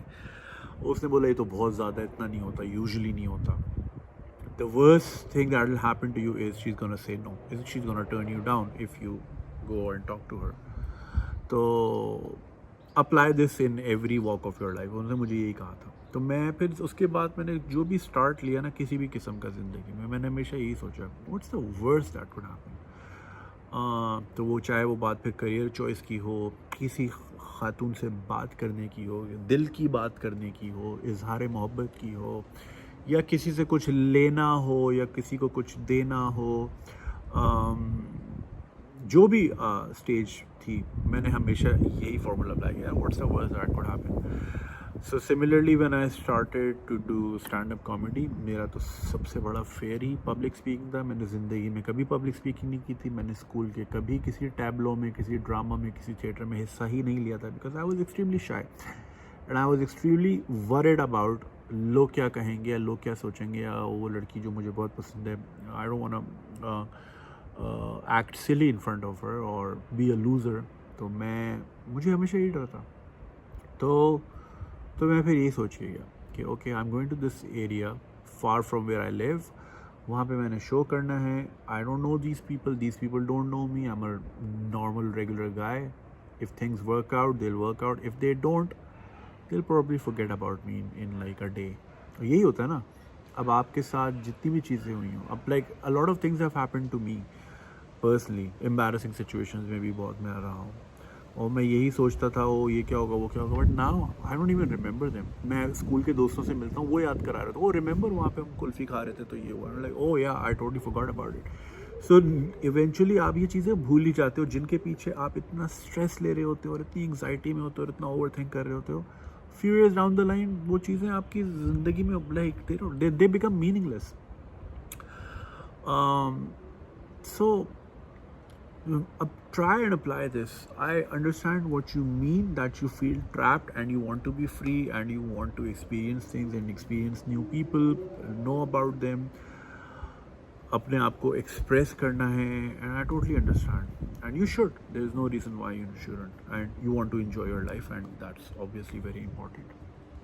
So try to think along those lines कि यार okay, if I'm going to university, ज़्यादातर लोगों को ना ये भी होता है कि people used to make fun of me the way I used to walk. I don't know, I have it now, but I used to have a very, my body language was very crouching और shoulders down करके और मैं बस चलता था. तो like people used to make fun of me. Some people would call me something. तो मैं ज़ाहिर है उसको लेके बड़ा कॉम्प्लेक्स फील करता था कि oh I want to make things right but I don't no, I can't help, मेरा स्टैचर ही ऐसा है, मैं क्या करूं. मैं बैठता भी सही नहीं हूँ इन माय ओपिनियन. सो ये ज़्यादातर जो है ना, ये ओवर थिंकिंग ये अपनी अपेरेंस से भी आ रही होती हैं. There is a kid in my immediate family who's struggling with being overweight. ठीक है, he's mildly obese. तो वो अब मैं ऐसा उसकी ज़िंदगी में नोटिस कर रहा हूँ पैटर्न कि वो he used to be very outdoorsy, now he doesn't want to go out. वो सोशल मीडिया पे अपनी तस्वीरें वही लगाता है जो यहाँ तक हो, because he is obviously worried about you know his body. तो ये चीज़ें ज़ाहिर है पॉइंट आउट होती हैं तो फिर आप शुरू करते हो उनको बारे में सोचना. सो अगर आपकी एंग्जाइटी यहाँ से आ रही है कि oh I don't like the way I look और द वे आई वॉक और the way my hair are और the way whatever, these things only matter to those जो कि सुपरफिशियली होते हैं. तो वो तो लोग आपको चाहिए भी नहीं ना अपनी ज़िंदगी में. आपको तो वो लोग चाहिए जिनके साथ आपका एक डीप इमोशनल कनेक्शन हो. You want friends in your life जो आपके साथ दिल से कनेक्टेड हो, नॉट आपकी ज़ाहिरी आउटलुक से कि हाउ यू लुक लाइक, या आप कौन सी गाड़ी चलाते हो या कौन सी बाइक पे आते हो या बस में लटक के आते हो. ऐसे लोग तो वैसे ही नहीं चाहिए ज़िंदगी में. So you are starting a new life right now. All those people don't know anything about you. So जो इम्प्रेशन आप शुरू में दे देंगे वही फिर आपकी पर्सनालिटी डिफाइन करेगा. अगर आप शुरू में जाते ही you will be someone who is awkward, someone who, मैं ये भी नहीं कह रहा कि देखें there is a fine line between being confident and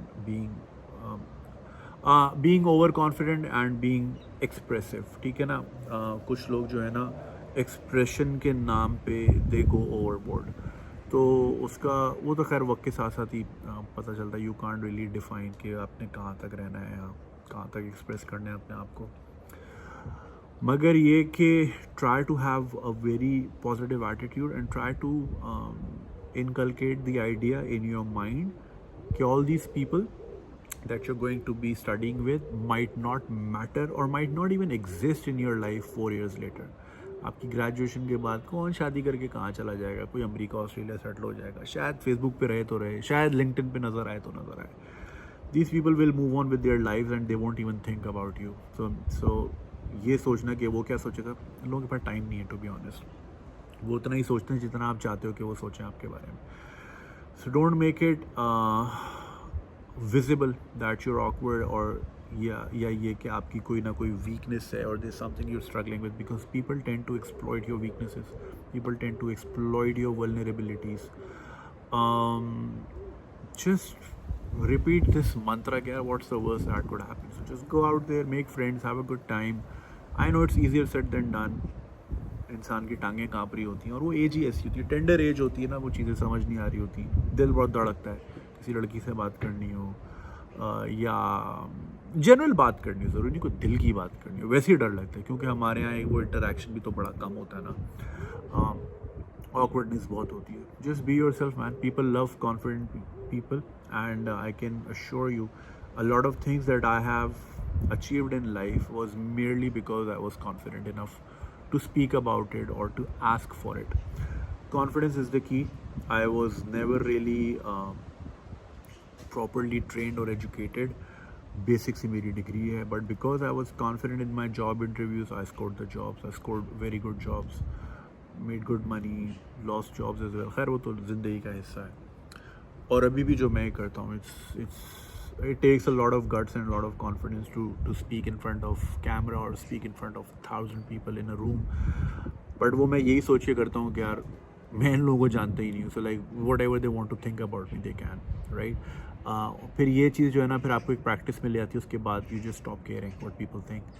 और आई कैन अश्योर यू, और मैंने बारहा अपनी वीडियोस में कहा है, sorry if I repeat things a lot, because बहुत से लोग पहली बार भी देख रहे होते हैं कि वो जो है ना, so like if there is a boundary, लोग क्या कहेंगे, उसके बाद when you stop caring about लोग क्या कहेंगे, life is so peaceful and so beautiful, and there is so many opportunities to tap into, and there is so many good experiences to have, because then you are not worried ना लोग क्या कहेंगे. अब जो है ना, अब जैसे मैंने एक बीच में एक शो किया, उसकी एपिसोड्स आती रहती है, उसके नीचे लोग गंदे गलीज़ तरीन कमेंट्स लिख रहे हैं. सो अब ये मेरी चॉइस है कि मैं वो कमेंट्स पढूं और अपना मूड ख़राब करूं, और जो टाइम मैं अपनी फैमिली के साथ स्पेंड करने इतना लंबा चक्कर करके यहाँ आया हूँ वो स्पॉइल करूँ, या फिर ये कि आई जस्ट डोंट केयर, मतलब I just don't read it for my own mental peace. क्योंकि लोगों का क्या यार, लोग तो कुछ भी कहते थे, कहने से किसी का कुछ ज़्यादा थोड़ी है, ठीक है ना. लोग गालियाँ देते, किसी की गाली देने से मुझे कोई फ़र्क थोड़ी पड़ता. सो ये जब आ जाता है ना अपने अंदर, हर चीज़ सह लेने का ताकत, and then not caring about what people say, उसके बाद लाइफ पीसफुल है यार, चिल है, चिलिंग कर रहा हूँ मैं यहाँ. इतनी ज़बरदस्त बारिश, सर्दी हो रही है इस वक्त, like it's proper, it's not cold but it's quite chilly, right. I can and I should wear something on top. तो मैं बेहतरीन मौसम में हूँ, उतने खूबसूरत बहुत सारे कलर के पत्ते हैं, बारिश भी हो रही है टाइम टू टाइम, अभी सूरज निकल गया है. मैं इतने अच्छे मौसम में बैठ के, मैं किसी not down grading any one who's back home, किसी भी शहर किसी भी गांव से, मगर ये कि लाइक मैं ये सब क्यों स्पॉइल करूं, बिकॉज एक बंदा जो कि फ्रस्ट्रेटेड है अपनी ज़िंदगी से, who has nothing better to do in life, तो मैं उसके कमेंट से अपना क्यों ज़िंदगी ख़राब करूँ, अपने एक्सपीरियंसेस क्यों ख़राब करूँ. तो नहीं सुनना होता लोगों का ना, वो कहते हैं ना एक कान से दूसरे से बढ़ा दें. मैं कहता हूँ इधर ही से वापस कर दें, इधर तक भी क्यों आए, यहाँ तक भी क्यों आए, नहीं चाहिए यार, रखो उधर अपने पास. सो अगर आपने लोगों को ये अलाउ कर दिया ना that their words can have impact in your life, then they will make sure they speak shit about you. तो जब आप लोगों को ये पावर देनी नहीं, मैं हमेशा ही कहता हूँ पावर अपने हाथ में रखनी है. You the only person who can spoil my day is me, that's it, no one can. You can try your level best. Sometimes, you know, my wife argue with me and she tries to fuck up my day, and I'm like, you can't fuck up my day. Only I can fuck up my day. And today I choose not to fuck up my day. So you can say whatever you want to say. नहीं फ़र्क पड़ता. So yeah, खैर मजाक मस्ती इतनी चलती रहती. So बेटा ख्याल रखें.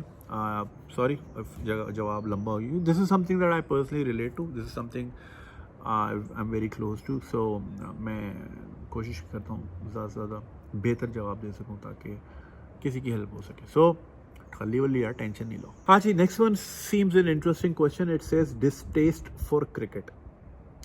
Assalamualaikum Junaid bhai, I hope you and your family are doing well. I hope you enjoyed your trip to the US. Yes, I did.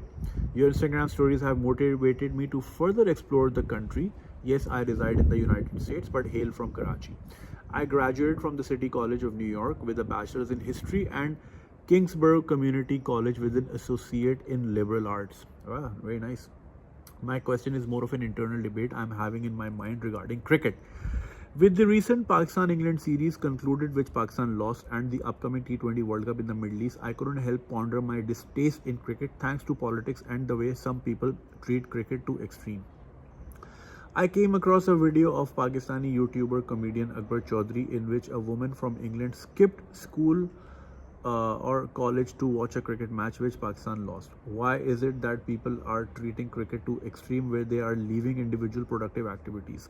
I understand that South Asians have an obsessive passion towards the game, but leaving everything aside, education, job, or an opportunity to learn stuff is a bit too far in my opinion. Shashi Tharoor's book An Era of Darkness references a quote which says cricket was an Indian sport accidentally discovered by the British. Some may argue that since I reside in the US where cricket and even football, which is called soccer, is underrated, I no longer have the same passion which many Pakistanis have. I agree that I no longer have the spirit, but it has not wanted me living in the US or cricket being taken as a drug, but also from politics.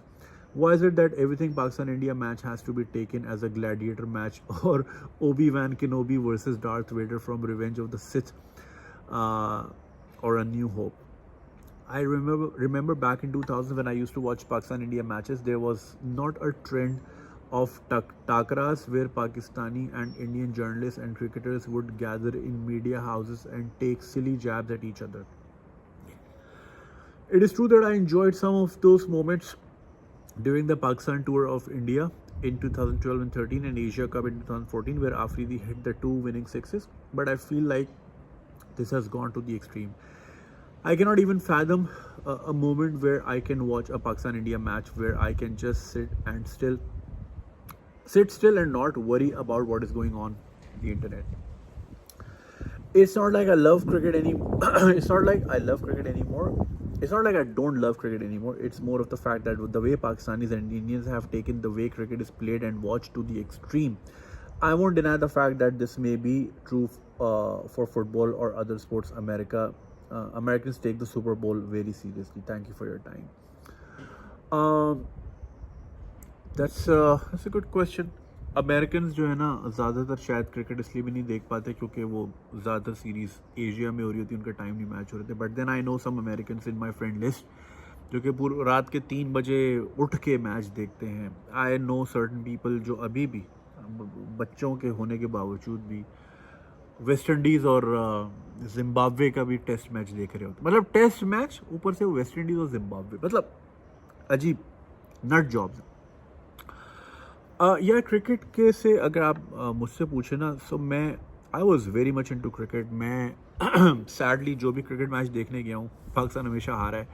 मतलब stadium में जब भी गया हूँ, एक Australia के साथ था 96 में कराची में, वो हार गए थे. फिर उसके बाद मैं दुबई में और फिर शारजा में एक वेस्ट इंडीज़ के साथ मैच था, वो भी हार गए थे. सो मैंने कभी विनिंग तो देखी नहीं. बट मेरा जो एक पैशन वाला था ना क्रिकेट के साथ रिश्ता, वो 99 में ही ख़त्म हो गया था जब हम फाइनल हारे थे बहुत बुरी तरह. एक होता है हारना, एक होता है ग्रेसफुली हारना, एक होता है कुत्तों वाली हो जाना. हमारी उस वक्त कुत्तों वाली हो गई थी.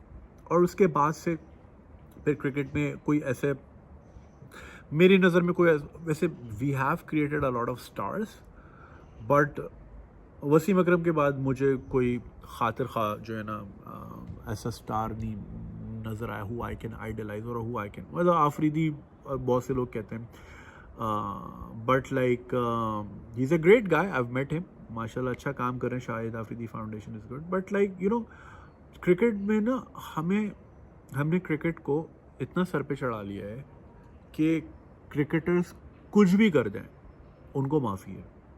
टू अ पॉइंट के सलमान बट भी अभी वापस आना चाह रहे थे, मतलब वो माफ़ी मांग रहे थे, ऐसी कुछ था. तो जब आप इतना किसी को पेडिस्टल पे रख देते ना, देन दे नो कि हम कुछ भी फकअप करें कोई मसला नहीं है, फिर वापस आ जाएंगे. एंड देन आप एक्सप्लॉइट होते हो. और हमने चूँकि दूसरे गेम्स में हमारा फोकस ही नहीं, तो क्रिकेट ही क्रिकेट है. तो यार कोई भी रिलेशनशिप होती है ना, उसमें कंसिस्टेंसी चाहिए होती है। अब कंसिस्टेंसी जैसे ऑस्ट्रेलिया देता है, न्यूजीलैंड देता है, इंडिया देता है कंसिस्टेंसी। ये नहीं कि एक मैच में आप ऐसा हारे कि 50 पे ऑल आउट हो गए और अगले में आपने 400 बना दिया, मतलब कोई है ही नहीं ना, या तो बिल्कुल उधर है या फिर बिल्कुल ही नीचे है। लाइक जब चेस करने की बात हो, यू कैन नॉट काउंट। मुझे I remember when I was growing up, Australia में के जो एक प्लेयर थे, very underrated player, Michael Bevan. 90s में उस आदमी की एवरेज जो थी ना, एवरेज 66 67 थी, और वो बाउंड्रीज मारता ही नहीं था, सिंगल डबल करके मैच ही जीत, ही was a match winning player. So जब तक बेवन नहीं आउट, और बेवन आता था 7वें नंबर पे, राइट, तो जब तक बेवन तक भी डर ही लगा रहता था यार अभी भी जीत जाएंगे। हमारे तो मतलब एक आउट हो जाए लाइन लग जाती है 40 पे 4, मतलब ये तो नॉर्मल बात है ना। शाज़ और नादिर ही होता है कि जी पहली पार्टनरशिप चली तो वो 50 से ऊपर भी गई, 100 पे भी, मतलब like inconsistency. I think a lot has to do with politics भी बहुत है क्रिकेट के अंदर, और फिर ये ग्रुप बाजी और ये बाजी, और ये अभी से नहीं है, 90s से है। And I don't want to name people because कल को सामना ही करना पड़ जाता है, मगर ये है। और ये जो आपने बात की ना इंडियन पाकिस्तान वाली, I think a lot has to do with the fact कि हमें ना अब चीज़ें सोशल मीडिया पे नज़र आती हैं।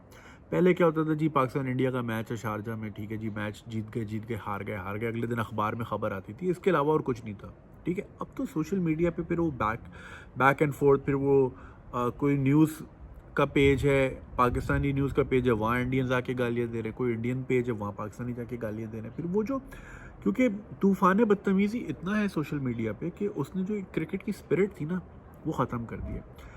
हमें जो है ना, मुझे बड़ी है, ज़ाहिर है बच्चे होते हैं तो आप सोचते हो कि यार अगर इंडिया पाकिस्तान दुश्मन है तो क्रिकेटर्स भी आपस में दुश्मन होंगे, हम तो यही सोचते थे। बट जब वो वसीम भाई के इंटरव्यू सुनते थे कि यार वो अजहरुद्दीन के साथ हम फिर गए खाना खाने वाला है, ये भी होता है। सो फिर जब ज़ाहिर वो फिर सचिन आया, इनफैक्ट आई थिंक सचिन था वन ऑफ 2-3 प्लेयर्स थे जो कि शाहिद आफरीदी के घर खाने पे भी आते, यानी उस वक्त चीज़ें इतनी चलती पाकिस्तान में कि ना सिर्फ इंडिया पाकिस्तान खेलने आती थी बल्कि आफरीदी के घर खाने भी गए थे। आई थिंक वो सचिन द्राविड, तस्वीरें निकल आएंगी इंटरनेट पे अगर आप ढूंढे ना, तो वो फिर हमने देखा अरे ये तो बिल्कुल दोस्त होते हैं, बिल्कुल चिल करते हैं, और आपस में किट्स भी शेयर कर रहे होते हैं, बैट्स भी शेयर कर रहे होते हैं, हमने इतनी बार देखा। तो वहाँ तो बहुत फ्रेंडशिप है, बट ऑन द फील्ड ठीक है, वो ज़ाहिर है उधर 1.25 अरब अवाम है, उनका प्रेशर होता है क्योंकि वो तो क्रिकेट को तो रिलीजन मानते हैं। फिर हमारे यहाँ भी जो है चलो हमारे यहाँ खुद शुक्र है कभी ऐसा नहीं हुआ कि प्लेयर के घर जाके पत्थर मारे। इंडिया में तो आपको याद होगा धोनी के घर पे जाके अटैक करते थे लोग, बहुत सीरियस लेते हैं।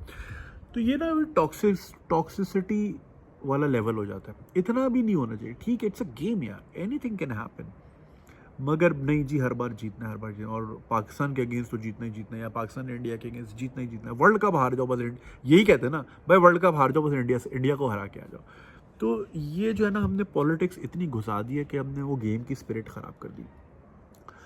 आपका डिस्टेस्ट ये टाकराज वाली जो आपने बात की नहीं, जो मीडिया पे बैठ के, और वाकई देखो media, how does media work, media works on clicks, और क्लिक्स कब आते हैं, हमेशा नेगेटिव न्यूज़ पे आते हैं, पॉजिटिव न्यूज़ पे कोई क्लिक्स नहीं आती। तो जितना मसाला होगा, जितना गरम मसाला उसमें ऐड करेंगे, जितनी तीखी लाइनें इधर से उधर मारेंगे, जितना कंट्रोवर्शियल बात करेंगे, कंट्रोवर्सी क्रिएट की जाती हैं, बाकायदा की जाती है, प्लान्ड होती हैं, तभी क्लिक्स आएंगे, तब क्लिक्स आएंगे। देखो मीडिया जो होता है उसकी आवाम के साथ कोई सोशल ऑब्लिगेशन नहीं होती, इट्स अ बिजनेस, और बिजनेस तभी अच्छा चलेगा जब एडवर्टाइज़र आएगा, और एडवर्टाइज़र तभी आएगा और तभी इतना ज़्यादा आएगा जब आप कुछ मिर्च मसाला देंगे। यानी कि अभी देखिए जब से ट्रम्प गया है, न्यूज़ चैनल अमेरिका के फारिग बैठे हैं, कुछ करने कोई नहीं, कोई बात, क्योंकि ट्रम्प तो आए दिन देता था चटपटे बयान, और ये लगे रहते थे 10-10 दिन 12-12 दिन उस पर डिबेट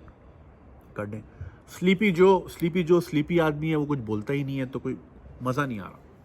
अब चूँकि वो कंट्रोवर्सी क्रिएट नहीं हो रही, तो एडवर्टाइजमेंट्स नहीं आ रही, एडवर्टाइजर्स नाराज़ हैं, एडवर्टाइजर्स नहीं आ रहे तो शेयर होल्डर्स नाराज़ हैं। तो उनकी ऑब्लिगेशन है शेयर होल्डर्स की तरफ, उनका पैसा तभी बढ़ेगा जब ऐड आएगा, और ऐड तभी आएगा जब चटपटा मसाला होगा। तो और इंडिया पाकिस्तान तो इस लाइक पीस ऑफ केक ना, इसमें तो चटपटा करने की ज़रूरत ही नहीं, तो बनी बनाई डिश आती है। तो उसी को एक्सप्लॉइट करते हैं, इमोशंस, लोगों के इमोशन से खेला जाता है। और ये जो टाकराज और फिर जिस किस्म के एड्स बनते हैं दोनों साइड पे, और फिर यहाँ से कमेंट्स आते हैं टी इज़ फंटास्टिक का मतलब भाई 3 साल हो गए इस बात को, क्या आप सारी ज़िंदगी टी इज़ फंटास्टिक करना है? इसी तरह फिर वहाँ से जिस किस्म के कमेंट्स आते हैं वो फिर रिलीजन को भी ले आते हैं और फिर वो बहुत गंदी हो जाती है, बहुत गंद मच जाता है। सो सोशल मीडिया ने ना बेसिकली एक एवेन्यू दे दिया, हर उस आदमी के हाथ में पावर दे दी जिसके हाथ में नहीं होनी चाहिए थी।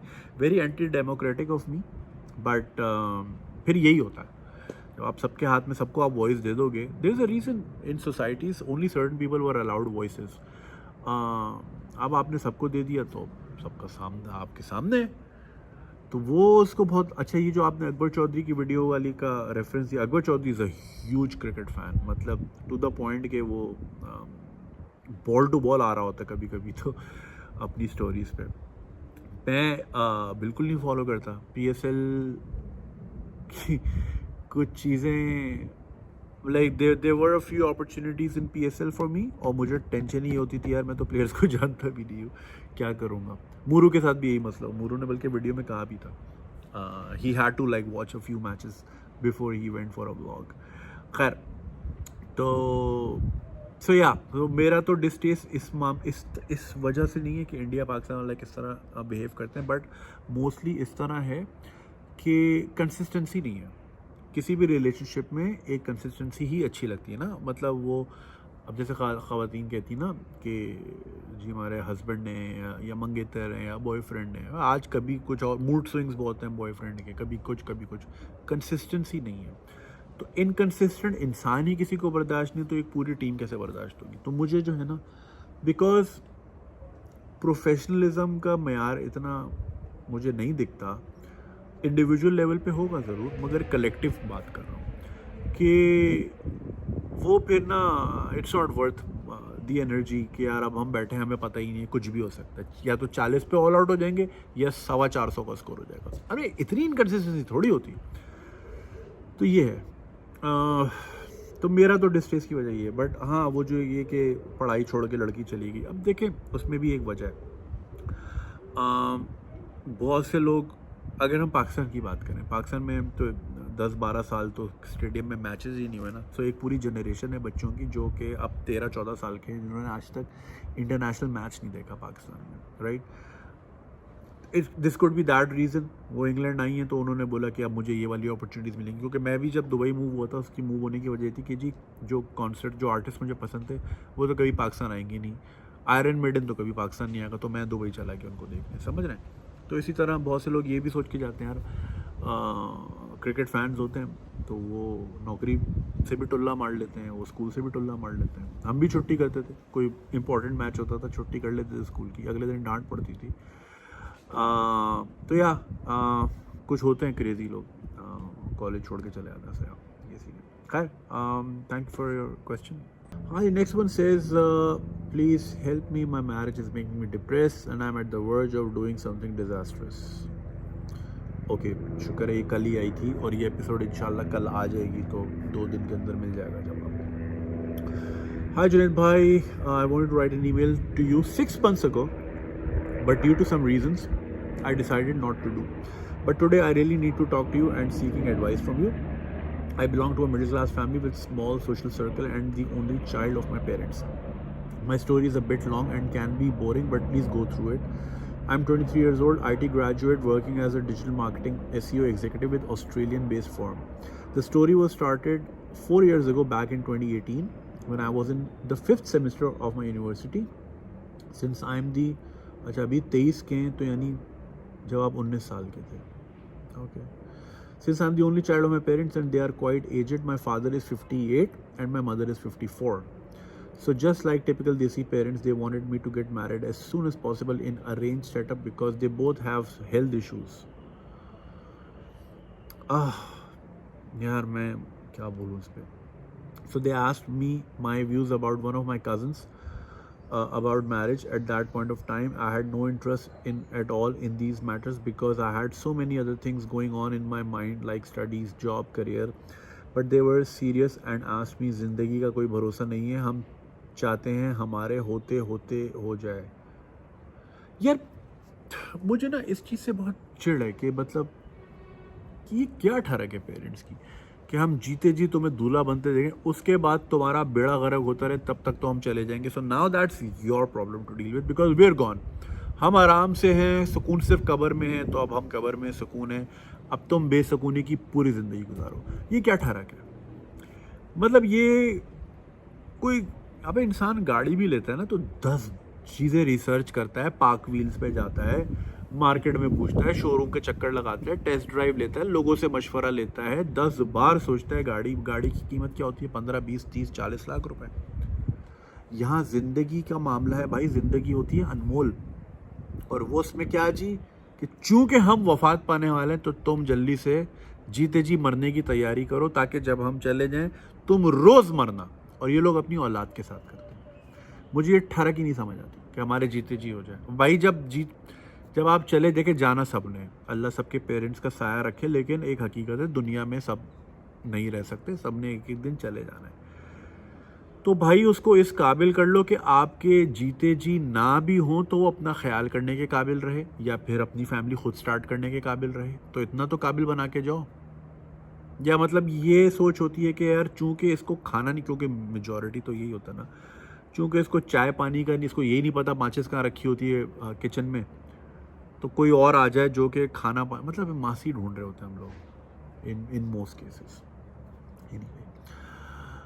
हमारे होते होते हो जाए ताकि हमें टेंशन ना हो. भाई जब आप होंगे ही नहीं तो टेंशन किस चीज़ की होगी है? जब आप होंगे ही नहीं इस दुनिया में तो टेंशन कहाँ से होगी? तब तो टेंशन कोई और होगी, स्वर्ग की या नरक की. तब तो टेंशन ही दूसरी है. तब तो औलाद ही नहीं याद आएगी. वो कहते हैं ना क़यामत वाले दिन एक दूसरे को नहीं पहचान रहेंगे. बाय द वे उसकी भी एक बहुत अच्छी इंटरप्रिटेशन मैंने सुनी थी कि हम जो है ना, हमारी बॉडी, कैसे हाथ फैला रहा हूँ हमारी जो बॉडी है ना, ये बेसिकली कंटेनर है. और ये शक्ल और जो मेरी बीवी की शक्ल है, हम एक दूसरे को शक्ल से जानते हैं, बट उसकी रूह कैसे दिखती है और मेरी रूह कैसे दिखती है नहीं पता. It's a spirit, right? तो वो जो कहते हैं ना क़यामत में एक दूसरे को नहीं पहचान रहे होंगे, वो हमारी स्पिरिट्स होंगी, क्योंकि हमारी बॉडी तो दफन होगी मिट्टी में, हमारी स्पिरिट जाएगी ना ऊपर. तो जो हमारी रूह है, रूह थोड़ी जानती है एक दूसरे को. आई don't know if I make sense, मगर इसकी इंटरप्रिटेशन उसामा भाई बहुत अच्छी देंगे. तो वो यही वजह है ना पहचानने की. वरना ऐसे कैसे हो सकता है यार, जिसके साथ मैंने पूरी ज़िंदगी गुजारी, माँ बाप के साथ पूरी ज़िंदगी गुजारी, मैं माँ बाप को ही नहीं पहचान रहा हूँ? ऐसा कैसे हो सकता है? इतना दिल पत्थर थोड़ी हो सकता. उसकी वजह ये है कि ये जो कंटेनर है ये तो यहीं रह जाएगा. जो अंदर मामला है ना, shapeless, faceless, of different shape, shapeless, whatever, वो जाएगा ऊपर, और वो थोड़ी पहचानेगा किसी को. कॉन्शियसनेस, आई डोंट नो यार, पता नहीं क्या क्या किधर निकल गया. खैर, तुम्हें अच्छा हमें टेंशन ना हो, अगर तुम्हें कोई पसंद है तो बता दो. I had no answer when my mother asked, so मैंने कहा जी बेहतर, जैसे बेहतर लगता है कर लें. 19 साल का बच्चा यार, 19 साल के. अच्छा ठीक है. They sent a formal proposal as my mother was 100% sure that they will accept it. But that didn't happen. They replied in a typical way of saying no, like देखेंगे, कर लेंगे, टाइम आएगा तो देख लेंगे. सही है ना, सही कहा, टाइम आएगा तो देख लेंगे. अभी उसकी बारी नहीं है, बड़ा भाई रहता है. ये सारा सिलसिला 1 साल तक चला, कोई प्रॉपर जवाब नहीं मिल रहा था, तो उन्होंने इनकार किया था ना हाँ की थी. कुछ रिलेटिव्स के फोर्स करने पर उन्होंने हाँ तो कर दिया. अबे ये देखो ना यार, जिंदगी किसी और की दूसरे आके फोर्स कर रहे हैं. कुछ रिलेटिव्स के फोर्स करने पर उन्होंने हाँ तो कर दी, but they had not accepted this रिश्ता in the way they should. After 6 months, my mother asked them to have an engagement ceremony or nikah so that everyone should know about this रिश्ता. But instead of engagement, they came to us and said, हमें ये रिश्ता मंजूर नहीं है. मेरे बेटे नहीं मान रहे इस रिश्ते पर, इसलिए मेरी माजरत है, हम रिश्ते को नहीं कर सकते. ठीक है भाई, गेट द मैसेज यार. अगर अगला नहीं चाह रहा तो. They refused. This was not expected at all, especially my mother. She already had diabetes and high blood pressure issues. After seeing this kind of attitude from her own sister, she was quite disturbed and health issues got serious. बताओ, अच्छा खासा जी लेती लंबा और blood pressure और बढ़ा दिया. She had a stroke earlier, but she recovered, mashallah. But I was very worried. After a few days, some of our close relatives came to my parents with another proposal. कुछ नहीं होता, रिश्ते बहुत हैं, लड़के के लिए क्या हुआ, बहन ने ही नहीं दिया, तुम अपने भाई की तरफ कर लो, वो भी तो अपने ही हैं, हम बात करते हैं उनसे, तुम टेंशन ना लो, अपने बेटे से पूछो एक दफ़ा।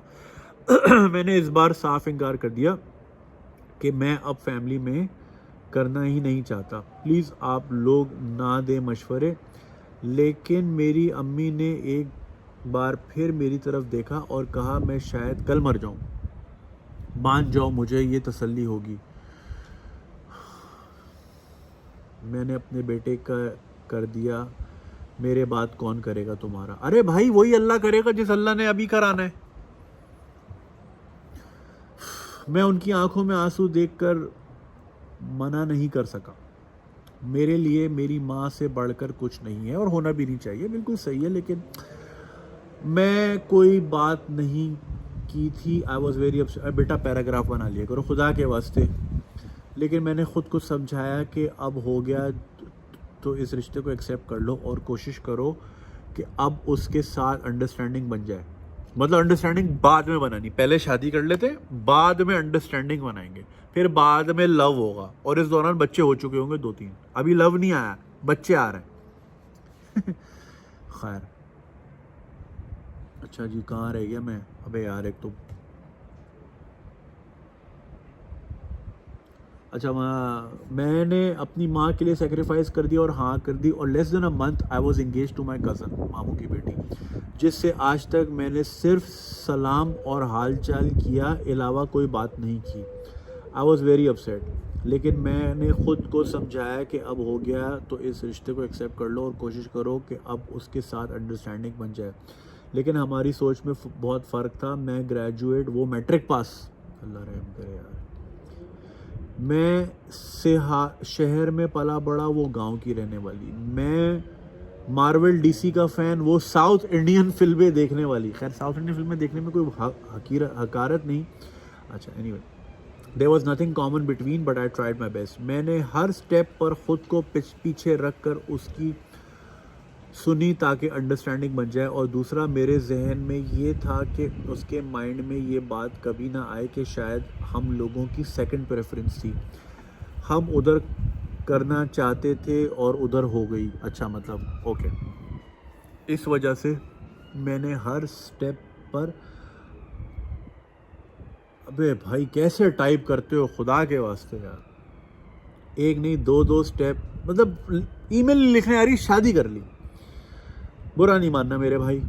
2 स्टेप एक्स्ट्रा उठाए, ईदी भेजने से लेकर उसकी बर्थडे गिफ्ट तक मैंने अपनी तरफ से कोई कमी नहीं छोड़ी ताकि वो कंफर्टेबल हो जाए मेरे साथ। अम्मी की हेल्थ कंडीशन के सामने रखते हुए 6 महीने बाद हमारी शादी फिक्स हो चुकी। अच्छा, अम्मी कह रही थी हो सकता है मैं कल निकल लूँ, फिर 1 साल वहाँ निकल गया, 6 महीने। अल्लाह लंबी उम्र दे, मगर ये जो पेरेंट्स इस तरह की बातें करते हैं ना, हो सकता है मैं कल निकल लूँ, फिर निकलते भी नहीं है। कहना नहीं चाहिए भाई, मतलब बुरा नहीं मनाइएगा, लेकिन देखे ना यार, इन चक्करों की वजह से आप बच्चों की ज़िंदगी अजाब कर देते हैं। इतनी लंबी ईमेल लिखी उसने मुझे, 6 महीने उसी चक्कर में कब गुजरे पता भी नहीं चला, और eventually in March we got married.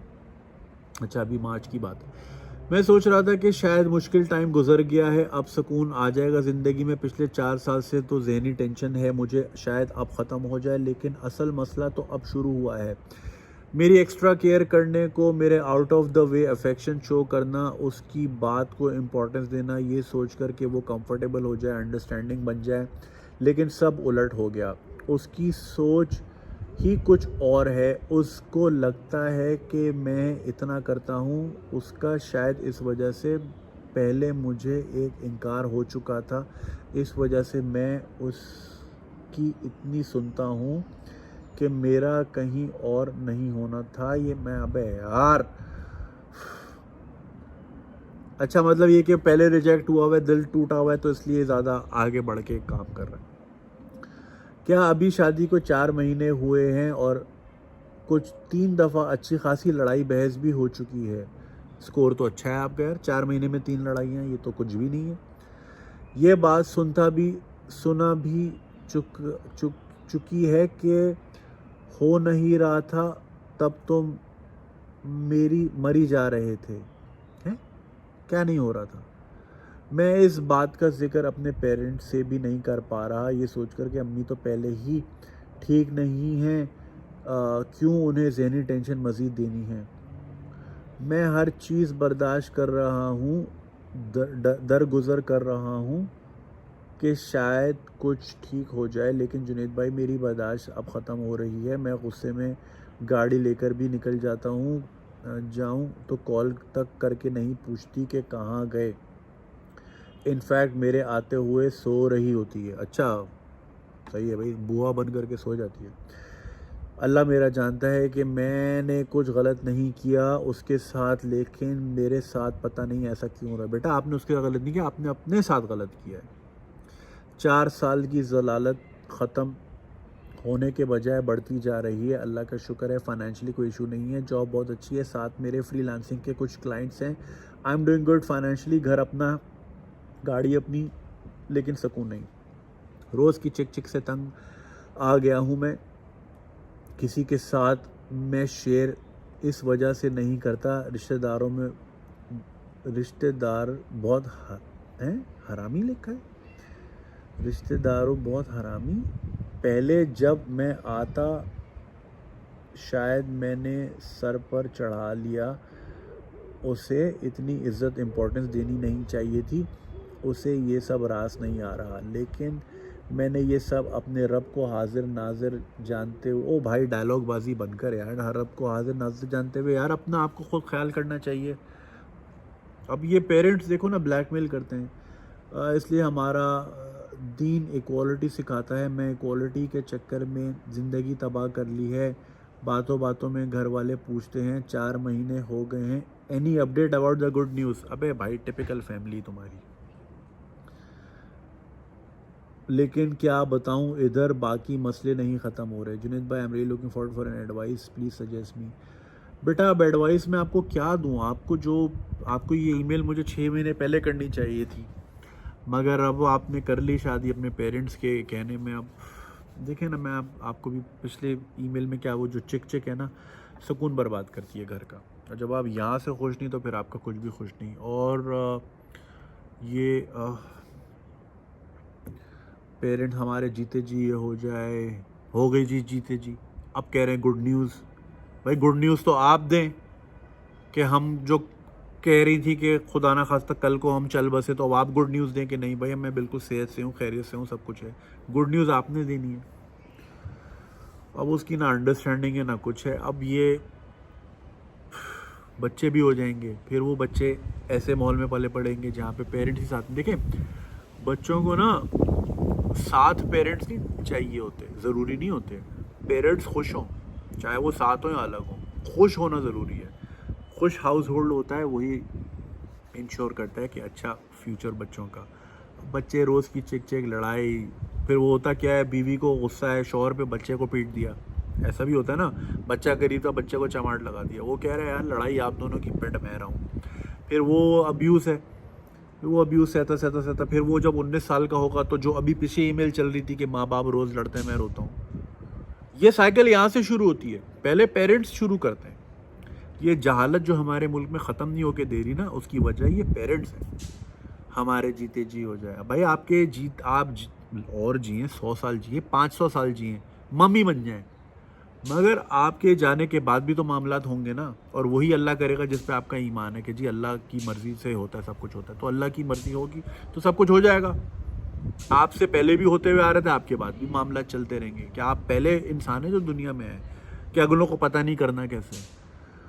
अजीब यार, ये जो ब्लैकमेलिंग है वो इट्स लाइक ये नस्ल दर नस्ल जहालत जो है ना, फिर इस तरह प्रोपागेट होती है, ऐसे ही प्रोपागेट होती है।